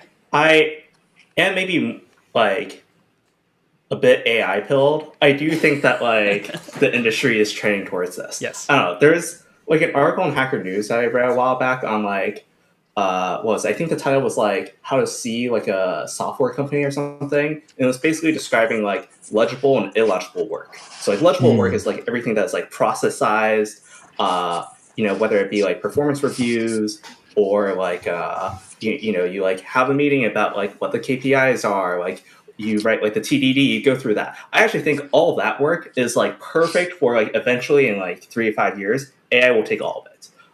And then like all the illegible work, which I think is like the more human stuff that we actually like sometimes really enjoy, is like, I don't know, you just observe people you watch them use software and you're like, why do they do that? Or like, I don't know, like there's some features where, you demo it and it's like, oh yeah, it could be described in text. But then there are other things where like you see it and you're like, oh, like that feels really good. There are like things that feel very, have like a really human quality to it that I don't think AI will be able to like really like get at for a while. And I think that is the work that like humans should be spending more time on.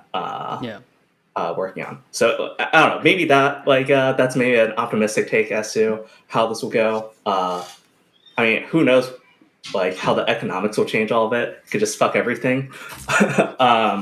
And then I guess in terms of like was it the AI just turning into like a code base into slop? I actually think that there's like an opposite take here, which is what is like easier to work with for a human is actually also I think easier to work with for an AI. Yes. And that if the code is modular, if it's self-documenting, it makes the AI like if make it's less mistakes testable in particular, I think. Yeah. Right. And like has like a lot of feedback to like when things aren't going well. Right.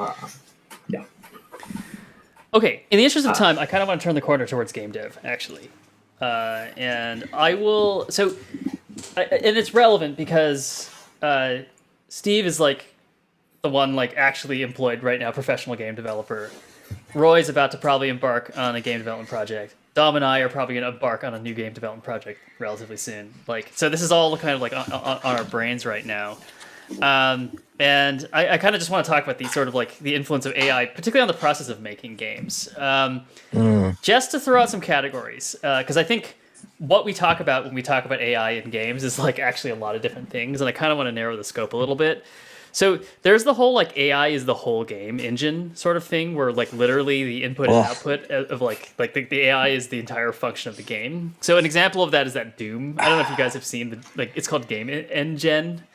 GAN. Yeah, I saw the Doom one and the Minecraft one. Yeah. Okay. Every time I see that, it's just so sickeningly bad. Is it bad? Okay, yeah. I mean, it does not seem like the most efficient way of like doing it. Like the entire game simulation. No. Like I think it's a parlor trick, basically, right? Yes. As technically impressive as it is, it's not like the future of the technology. Whereas maybe I think the future of the technology is I think maybe these two other categories that I'm talking about here. Like one is AI like running in the game where there's like a traditional apparatus, a traditional kind of like executable or simulation, but like AI kind of plugs into components of that, right? So the one that we've had for the longest I think is like upscaling, right? I don't know if that's generative AI in the classic sense, but it still is amazing to me that this somehow is more efficient and yields better results than just like rendering the whole scene at a higher resolution. Somehow you can just like then just fucking doing it. Right. It's wild. Right.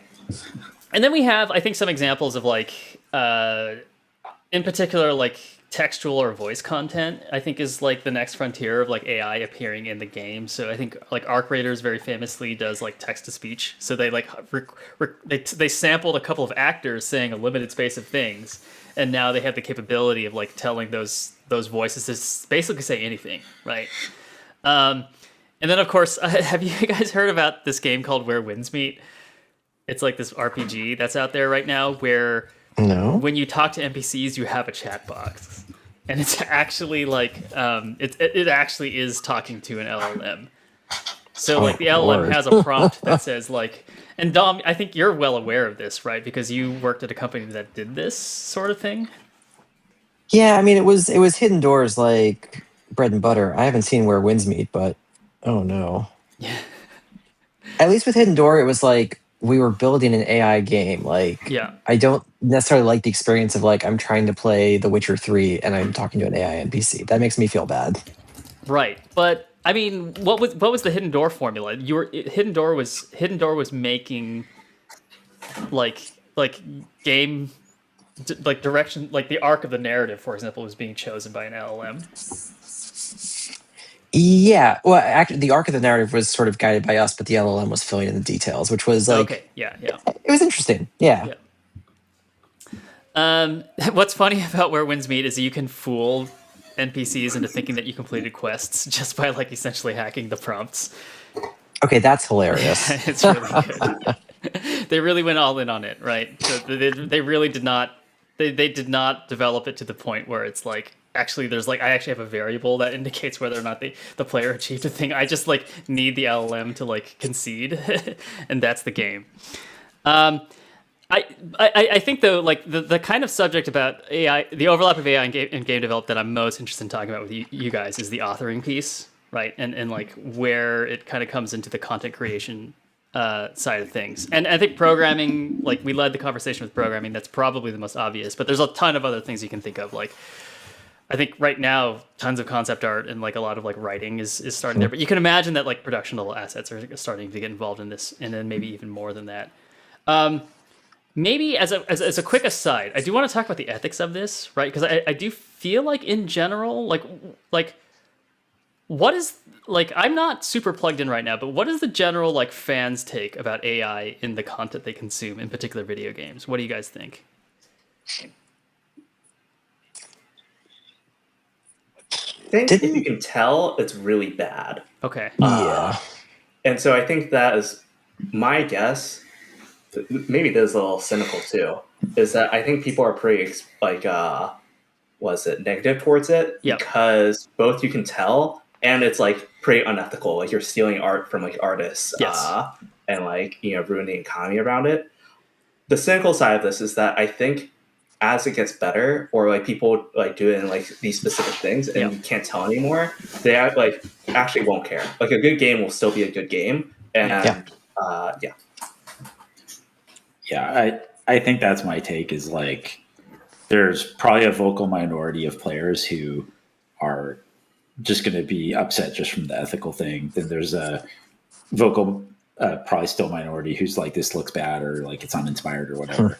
And then the bulk of people are just trying to play a game for fun or whatever. Yeah, they won't know or they won't care.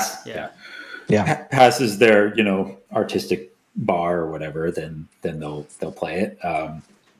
But I think there'll also be a group of people who are like even more. They're like, I want indie that says no AI. I want fully bespoke. I don't want AI code, all that stuff.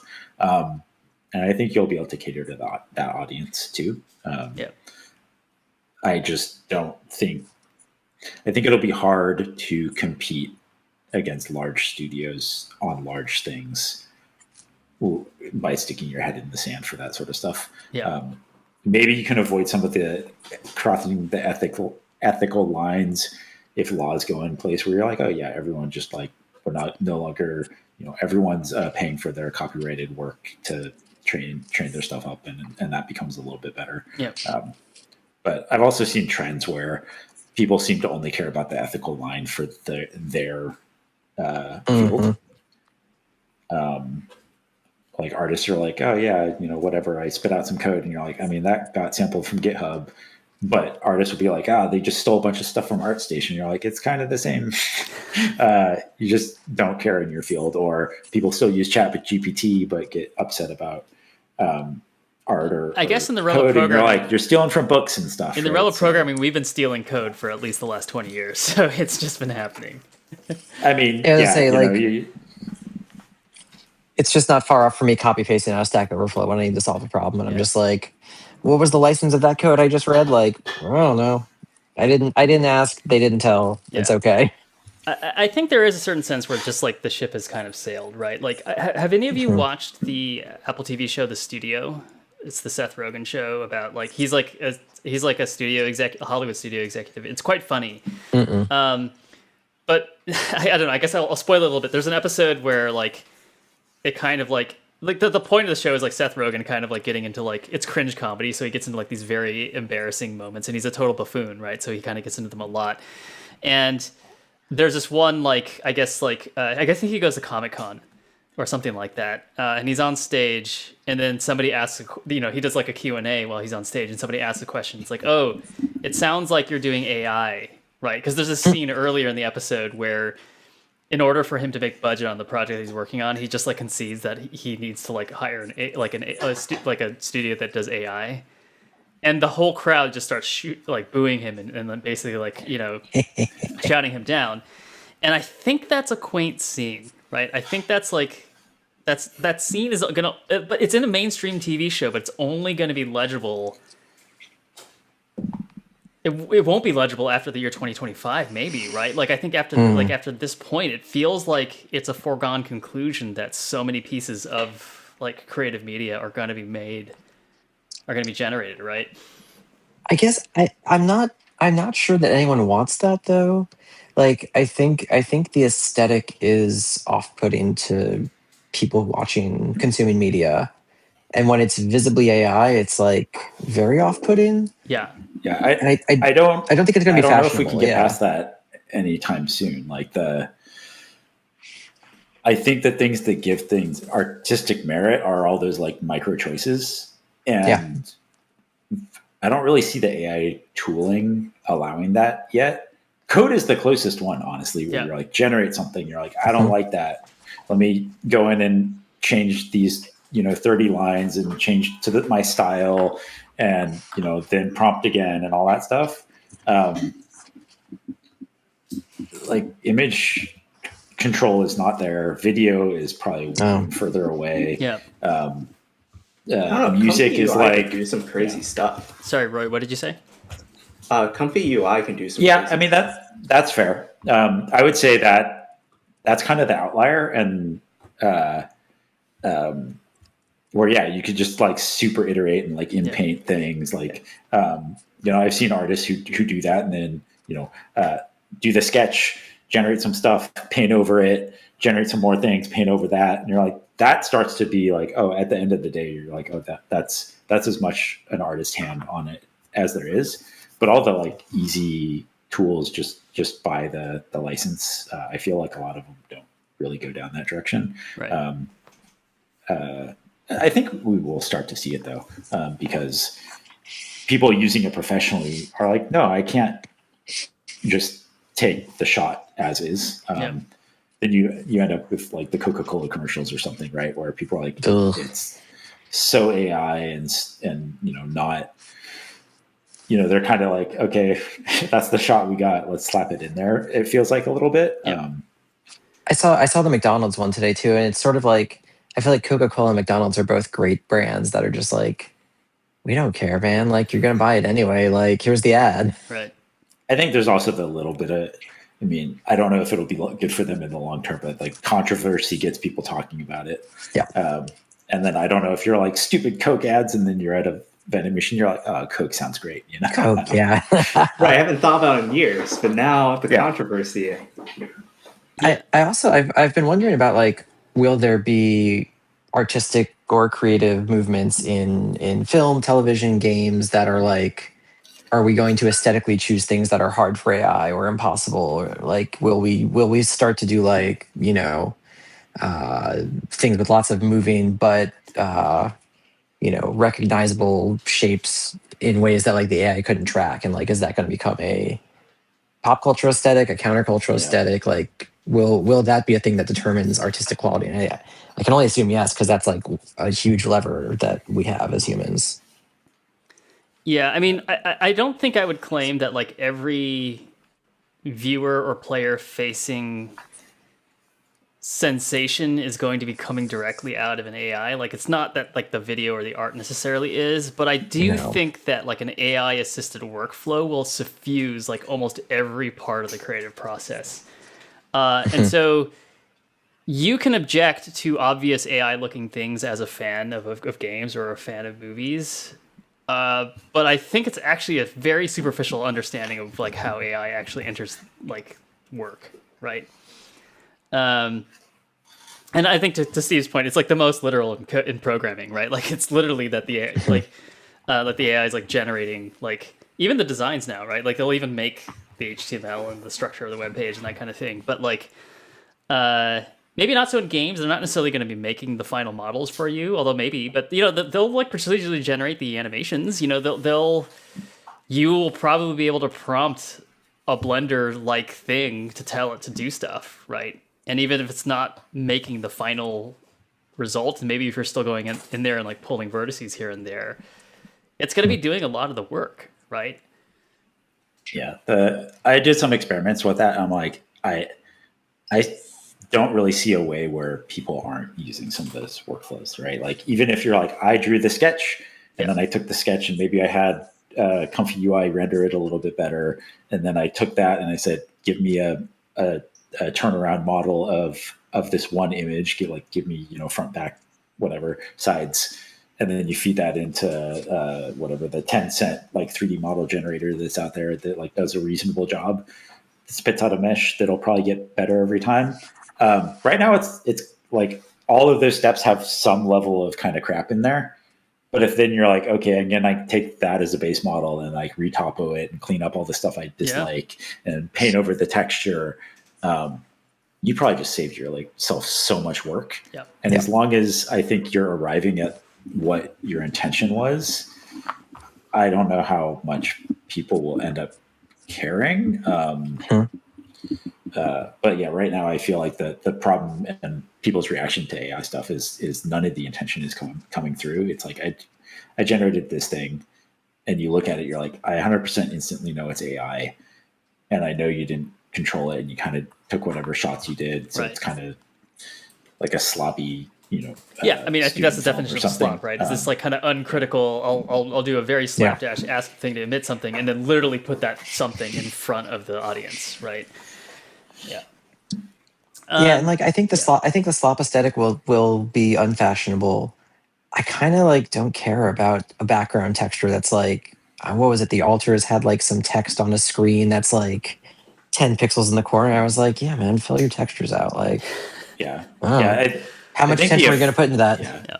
I think the effect will be like how good it gets over the hump. Like I think things look really good right now, but they're just not real, and your mind picks up on it. And if we stay in that for a long time, I think there will be kind of a backlash where it's just like, no, get it out of here.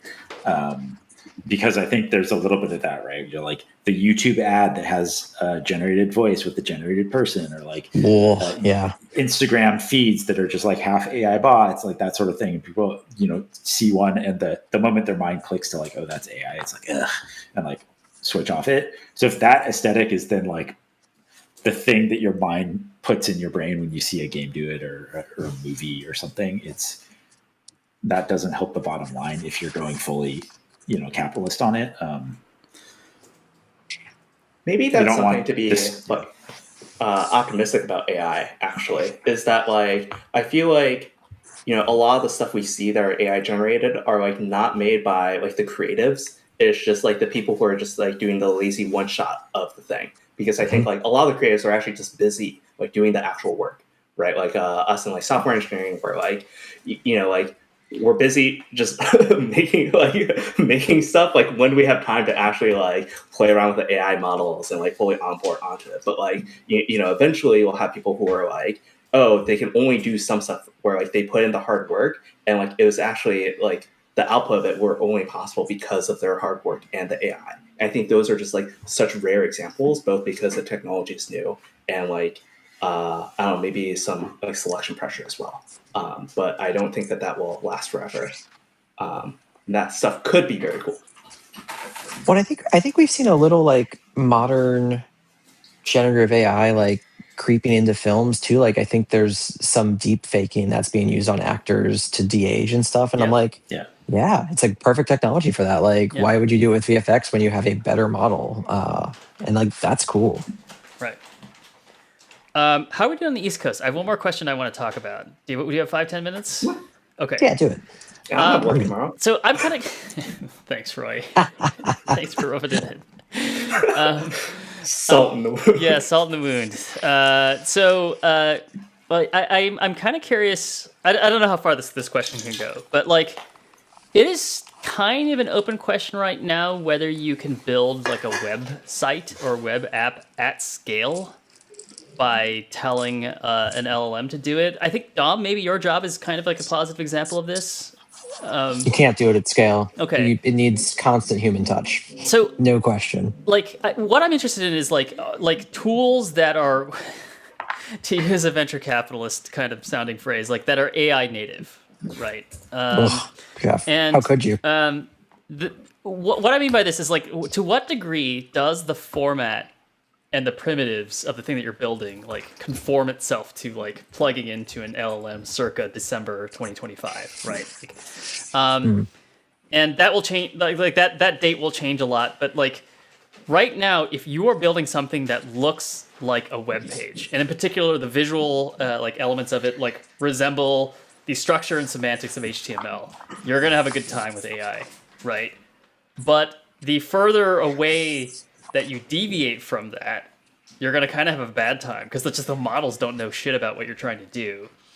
And so I'm kind of curious about that from the perspective of like actually constructing games. And I would say that games are like partially code, but like I think the most of it is all that connective tissue, like in the level design, like Steve was talking about prefabs and that kind of thing, like all of that kind of stuff that is like made in the game editor, right? And I'm not even just talking about graphical assets. I'm talking about like how these things are connected to each other. What are their relationships, and how and when are they shown to the player? Like, I don't know if an AI is going to be good at expressing those things, at least in terms of the tools that we have right now, right? I'm curious what you guys think. Like, if we sort of reflect on what we know about Unity, for example, or what we know about Godot, and those serialization formats and how the primitives are expressed. Like, can you like Unity has an MCP? Is it any good, right? Like, and can it be good? I mean, we've used it a little. I thought it was pretty bad. Was it bad? Okay. Well, what did you use it for? This is Unity MCP. Our last prototype. About, right? I used it for our last prototype. It's painful. Oh, I didn't know that. I thought so all those commits were from AI. No. I mean, usually I tried using it. I would just throw away the results. Like it couldn't keep a scene working. Yeah, I think you maybe have to restructure how the engine works to make that better. Yeah. There's just some shit that doesn't make sense to do with language. It's like almost inexpressible. And I think a lot of this, I mean, maybe these are the areas that stay human, like Roy was saying, whether we call it legible, illegible of. Yeah, maybe you could have it fill it out or do set dressing or whatever, but what's feeling right? How do we want to change it based on how people are reacting? Like, I feel like AI is so far away from being able to do that. And then there's I think trends get set by some person doing something that doesn't make sense, and then other people latching onto it. And like same thing with art of like, yeah, you can kind of get stuff within the themes we've done before and the images we already have, but the new stuff are going to kind of be I couldn't quite get it to do this, so I went outside the margins, or AI couldn't like logic its way through level design or things like that. I think that's where the jobs stay. Maybe it's not as many, which would be sad, but AI can make a compelling pop song, right? And it can probably make a reasonable website design, if not an original. Can it make a compelling pop song? Maybe I don't know. Like I feel like it can. I sort of watch a YouTube channel called Rick Beato. I mean, the dude's name is Rick Beato, and he's like a famous curmudgeon, But there's videos of him listening to like AI pop songs, and he's like, that is. I have to admit that is like surprisingly good, right? So I guess what I mean is that like maybe the bar is very high. Like I think you can make something that like sounds like a pop song. I've definitely heard AI music that like sounds pretty good, but like none of them where I'm like, oh yeah, I want to like continue listening to that. Sure. Um, Sure. and maybe some part of that is but- also just like the marketing of it too. That, Yeah, like, Yeah, I heard someone say the other day of like, it's not that AI is good at making pop songs. The fact that you're like, oh, that passage for a pop song just shows you how like mid so many of the pop songs are. And Okay, then there's Yes, like, exactly. Oh, I see. yeah, the ones that come out where you're like, well, that's new and interesting and cool and all that stuff. Like that's not. It's the stuff children that's who on are the wrong. AI, right? that's the position we'll take. Yeah, so I think I will say though, like I do think that like, well, I don't know, because like, look, I was gonna say that like, it's one thing to make a pop song, it's one thing to make like a website design, but like a game is not only like orders of magnitude more complicated, it's like dimensions more complicated, right? Like there's so many more like the dimensionality of the problem is just so much it's so much larger. But at the same time, Dom and I were literally just talking about how cookie cutter the game of the year's level design was, right? Like we were talking about Expedition 33 and how basically silly the level design was. And could you have an LLM just like crank that out? You probably could, right? So the level geometries certainly could have been spat out by anything. The art design on top of that, very different and good. You grab a bunch of maps from all the video games. There's like hobbyists doing it, and then you steal from them, and then you plug that in an LLM. Could they make your role-playing game levels if you told it was a castle or something like that? Yeah, I don't know. I guess I would posit that they could. And maybe that gets back to Steve's point, right? Like, are they any good? No, but does it matter? Maybe not, because we don't care, right? So here's a capstone on this. Yeah.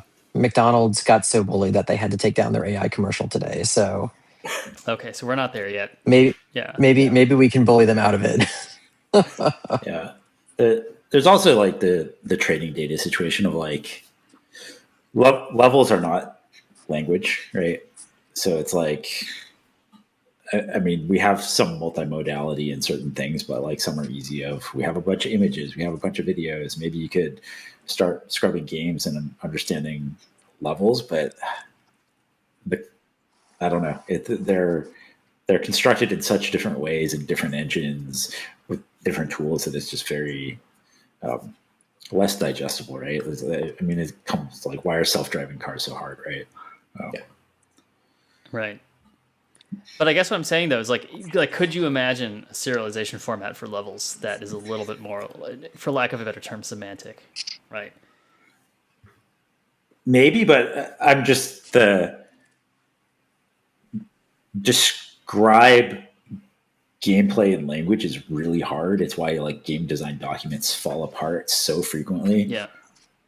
Where it's just like, I don't understand what you're saying. If the designer is like, oh, I can like throw a prototype together in Unity or vibe coded or whatever, and then like riff on it and be like, this is what I was talking about. Like, oh, I get it now, right? It's like describing like food in language, right? Where you're like, oh, it's got like a caramel notes and chicory and blah blah blah, and you're like, is that really in the coffee? And you sip it, you're like, yeah, kind of, I guess, right? Yeah, the but few AI recipes I've tried have been disgusting. I will say. I mean, like there's a kind of magical chemistry to cooking and I think to game development as well, where if you kind of nail it and you nail that chemistry, it's amazing. But I do think that there is a bunch of shit that games basically subject their players to, and we accept it, right? Even in the greatest games, right? Like Expedition 3. And the constituent parts of that shit are, I would say, maybe more complicated than an LLM generating code, but I don't necessarily think it's in a completely different world, right? I mean, probably not. Like huge AAA games have so much content that's just like, how long did the level designer, the artist, have to do that one section that you blow through, right? Like, Right. Like how long does the sequence in Uncharted or something where the Jeep bust through the wall and then you run around the corner and get shot at, like take to make. Yeah. Like a hell of a So lot cool, longer though. than it took you to play it, you know? Yeah. It makes me wonder too about like rock stars and like the crunch they put their massive teams under, and like they generate so much content for like the GTA 6 game. Yep. Does it all need that attention, or could they like could developers have a better life if they weren't like crunched by Rockstar to make Yeah. every license plate in their fake Florida city look realistic? The interesting thing with all those like really big games, I don't really know about Rockstar, but I'm pretty sure they do it. There's a bunch of AI that's been used in those forever, where Forever. or at least some procedural amount, right? Where like animation, there's the technique of motion mapping, where it tries to map vectors to the animation clips and all that stuff, where you can just like mocap a bunch of stuff, and the AI will figure out which one to grab, or some amount of set dressing will be procedural. I mean, some of the procedural stuff not really, debatably AI, but we were like, like using Houdini or something, where you can redraw the height maps and it'll like remap everything, put in the trees again, because the designs are going to change. Like all that stuff is automation to some degree, taking the human out of the loop, and it's still really hard.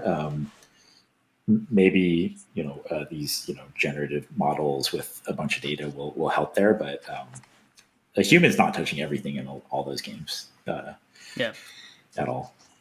Do you think an AI would be better at generating like content for a turn-based game? Because I think anything that's real time, even if it generates a lot of content, like someone still has to play through the game to kind of like determine whether or not it like meets some like bar.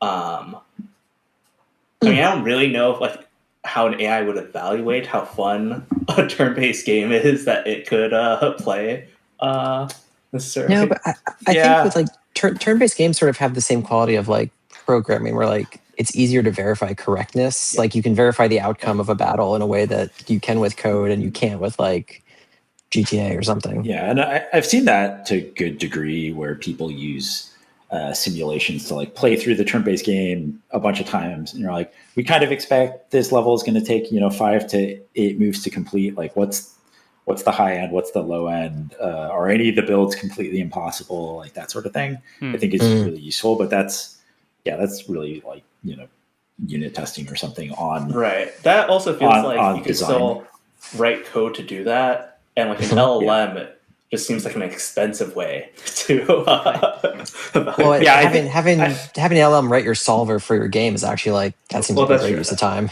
Yeah, so I mean, I think that's more plausible.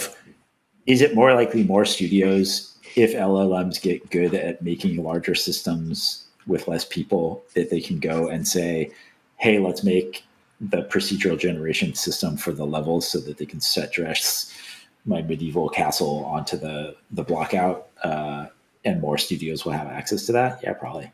But that seems more useful than like full on generation of that. Like maybe if you could potentially have like, the block out, you move the models around and each model has like a prompt that generates from the block out, like the castle turrets or something. And then you go and tweak it or things like that. But yeah, I think it'll be tool by tool. All right, let me end with a prompt or a poll for everybody. Okay. Don't call it a prompt. I want to go around. It is a prompt, but you all are much more than LLMs. You're my friends. I'm kind of curious, for your next game project, how much AI tooling do you intend to use or do you expect to use? And I will start with Roy. I think I don't know. There's part of me that wants to say as much as possible. Yeah. But like for art also, and stuff like that, visuals and things. I actually think 0 for art. Oh. I think it's mostly programming, because I think that like in that sense it can be like maybe like a multiplier effect, or like I feel like I have a good like hold on like the quality for like the programming, versus the art is it feels like it's such a crutch because I don't have that much experience with it, that using the AI would just like, it makes too many of the decisions for me. Like I need to like struggle through that in order to get to like some of the taste, even if that feels like hacky or something in the short term. Yeah. Steve, will go to you, and by next game project, it can either be your hobby project or your net new professional project. Yeah. Or both. So I definitely have in my mind, I want to do some smaller projects where I lean on it a lot just to see how I feel about it. Yeah. For the larger projects, I'm not convinced I would do much there yet. Mostly, I mean, maybe this is an old school thing of like, I know that I can make something good if I care about it and I do it manually. And I don't quite feel that way of the other thing. There's also on side projects, I like learning stuff, which is why I'd be like, oh, I'll do a learning one for AI. But otherwise, it's like, oh, I kind of still want to learn the specifics of how these algorithms and things work, or how level design works, or art, or whatever. And doing it manually makes you learn those, and doing it automated does not currently. But I do occasionally on projects I care about, like dabble with like one thing or the other of like, oh, let me generate some concept art real fast, or generate a model, or like do a little bit of code with it just to see what happens. And sometimes or most of the time I just throw it away, but it's like, what would have happened if I used this? But yeah, I feel like having been in the industry so long, there's a little bit of like odd feelings of using AI at this point. But I still don't actually know where I land on the kind of like the ethics, the copyrights. Are the model trainings okay? Is everything generated by them copyright infringement? I'm not sure I'm convinced of the extreme either way. I guess the question goes to Dom, which is going to be an interesting one because you and I make games together, and I'm assuming you're going to be talking about the project that you and I will both be working on. Yeah, likely. I mean, I think as for coding workflows, it's like inseparable at this point. Like it's a really powerful tool, and I think I like what was just said about like. Do you think you're going to manually write code for our next project, or do you think it's all going to? Yeah, I still manually write code, but it's nice to let the boring code be written by the AI. Yeah. And I think the notion like. I'm much less interested in AI art because I don't think it lets me get my vision fully into the game. And like, I'm not skilled enough to get that art vision in there, but neither is the AI. And like, I think placeholder art in the past has made me feel sort of like more disconnected from the final product. Yeah. Like it doesn't feel like it brings me closer to prototyping or completion in a way that makes me want to use a bunch of placeholder art. Is the placeholder art just not cohesive to you? Is that why? I think so. Like I'd almost rather just be using clip art or like copy pasting stock photos just to like, I want to hate this because it's bad, not just because like it looks weird. Yeah. Yeah. I've thought about that where it's like, oh, like you could probably spit out a decent model in a minute going to a generative AI site. Like, oh, I can model something crappy in Blender real fast too out of cubes. Yeah, yeah, because like and then for gameplay and stuff, you're like, I want to just get the shapes and the colors right, and I'm going to get used to to this sort of mediocre AI model, and like that'll become my game, and I don't want that experience and that feeling through development. Yeah. Real quick, then I will say that I am of two completely opposite minds about it. On the one hand, I would like to lean into it as much as possible to get something out there as soon as possible, and to, or if not even to get something out there, just to have it make it feel more like a game. And what I mean by that is that like as soon like it's just incredible like as you add the little ingredients of a game, how exponential the effect of it feeling like a game is, right? You add sound effects, suddenly it's just like a completely different experience, right? And I think the same is true of like digital, like visual fidelity and that kind of thing. Like Dom and I have been trying to do like more gray box game development, but my skepticism towards that process really just comes from the fact that it's really hard to feel the game in it if it's just like gray box. It's just spheres and cubes, right? It just doesn't really quite sing. And I guess maybe the question is like, if you had placeholder art or concept art that was AI generated, will it sing? I mean, maybe not, but I think it does get you closer, right? And so, for example, like I like did a lot of like narrative development for the second game that we're working on, and like I made like AI generated like portraits of all the characters, and it helped me kind of get in the mindset more. You know what I mean? Just having them there. So even if it doesn't like end up being production assets, the fact that it can sort of like assist the creative process and get you to it tasting like a game more directly, I think we should lean into it as much as possible. On the other end of the spectrum, I am not so much concerned about copyright. I am concerned about the displacement of labor and putting people out of jobs. And so I don't think that our indie game will like like make a meaningful contribution to that conversation, but I do think that like if I desire concept art and I desire like visual assets in the game, maybe that is a challenge for Dom and I to get over our shyness and go out and recruit somebody, even if we don't pay them to help fulfill those roles, which is actually to date something that he and I have been like kind of reluctant to do, right? And so maybe there's like a kind of like weird forcing function that the LLM kind of puts down. It's like shit or get off the pot. If you care about like people or human made stuff, I've come to the conclusion that we're not going to necessarily make the best visual assets for the games that we want to make. Yet we still want to make games. And so what do you do with that, right? Do you either learn how to do it, you tell an AI to do it, or you go and get someone to do it, right? So I think it feels like that last thing is maybe the next frontier, in addition to learning how to use AI tools better, right? Yeah, I would agree. I'm more worried about labor displacement and like people losing their jobs than necessarily like the copyright thing. Yeah, I think I've done enough with like kind of in comfy UI where you can like swap in models and all that stuff and feel out the space. I feel like you start to understand like kind of how all the learning happens, where the edges of the embeddings are and all that. Like, and like when you like nudge into potentially copyright, but you're like between all these spaces, there's something that's never been drawn before, and it's not any one of those particular things. So I'm like, to me, it starts to feel like, oh, it is closer to how a human learns something. And yeah, I can go ask a human to literally draw Mickey Mouse. But if I stay away from that, it'll be more unique. Same thing of like, if I'm literally prompting code for some library that I know exists, I'm probably going to be stealing that library.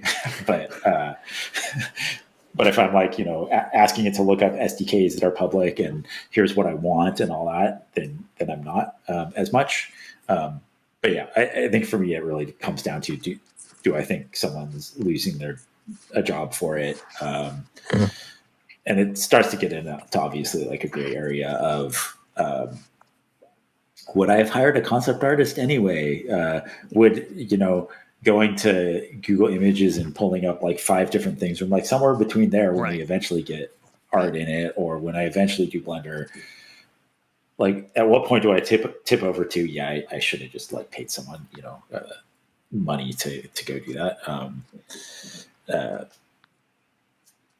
Yeah. And I'm not sure there.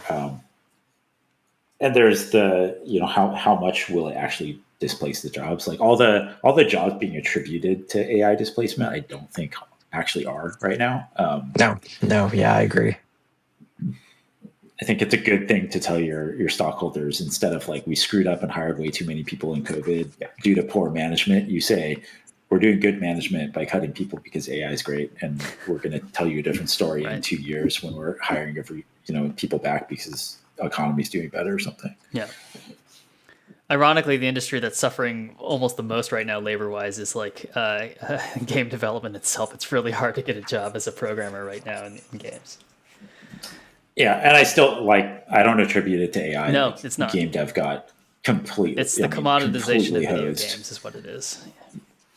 Yeah, well, and the overextension of a bunch of startup studios that had like loans as collateral, and VC funding, and a bunch of other stuff that just fell out when interest rates went up. And also, it doesn't help when people went back outside, right? And the the revenue dip for the industry too, right? So all that together, like either the VCs lost money because of interest rates, or the VCs stopped funding because look, games are making less now than they did before, and we're all about growth, right? And everything just falls out the bottom, and because of that, studios shut down. The more studios shut down, the less jobs, and it's pretty brutal out there for folks. Right. But I think like I don't know people who are like, oh yeah, I got replaced by AI. It's more like the studio shut down. Yeah. Well, it's a bad time to work in game development, but there's almost never been a good time to try to make a game, I would say. Yeah, right. Yeah. I mean, it's always been a bit of a rough industry. I'm like boosting the democratization angle right now. I'm such a sellout. Okay, well, I think on that note, we'll wrap it. But thank you all for staying a little bit late, and that was really fun. I don't know if anybody wants to keep doing this throughout the week, but Dom and I will be streaming, I believe, tomorrow.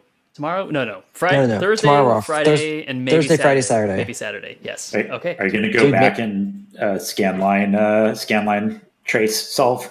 Yeah, we're gonna finish. We're gonna finish this problem. We're gonna finish everything. Well, I don't know what sequence it's gonna be in, but yes, we will.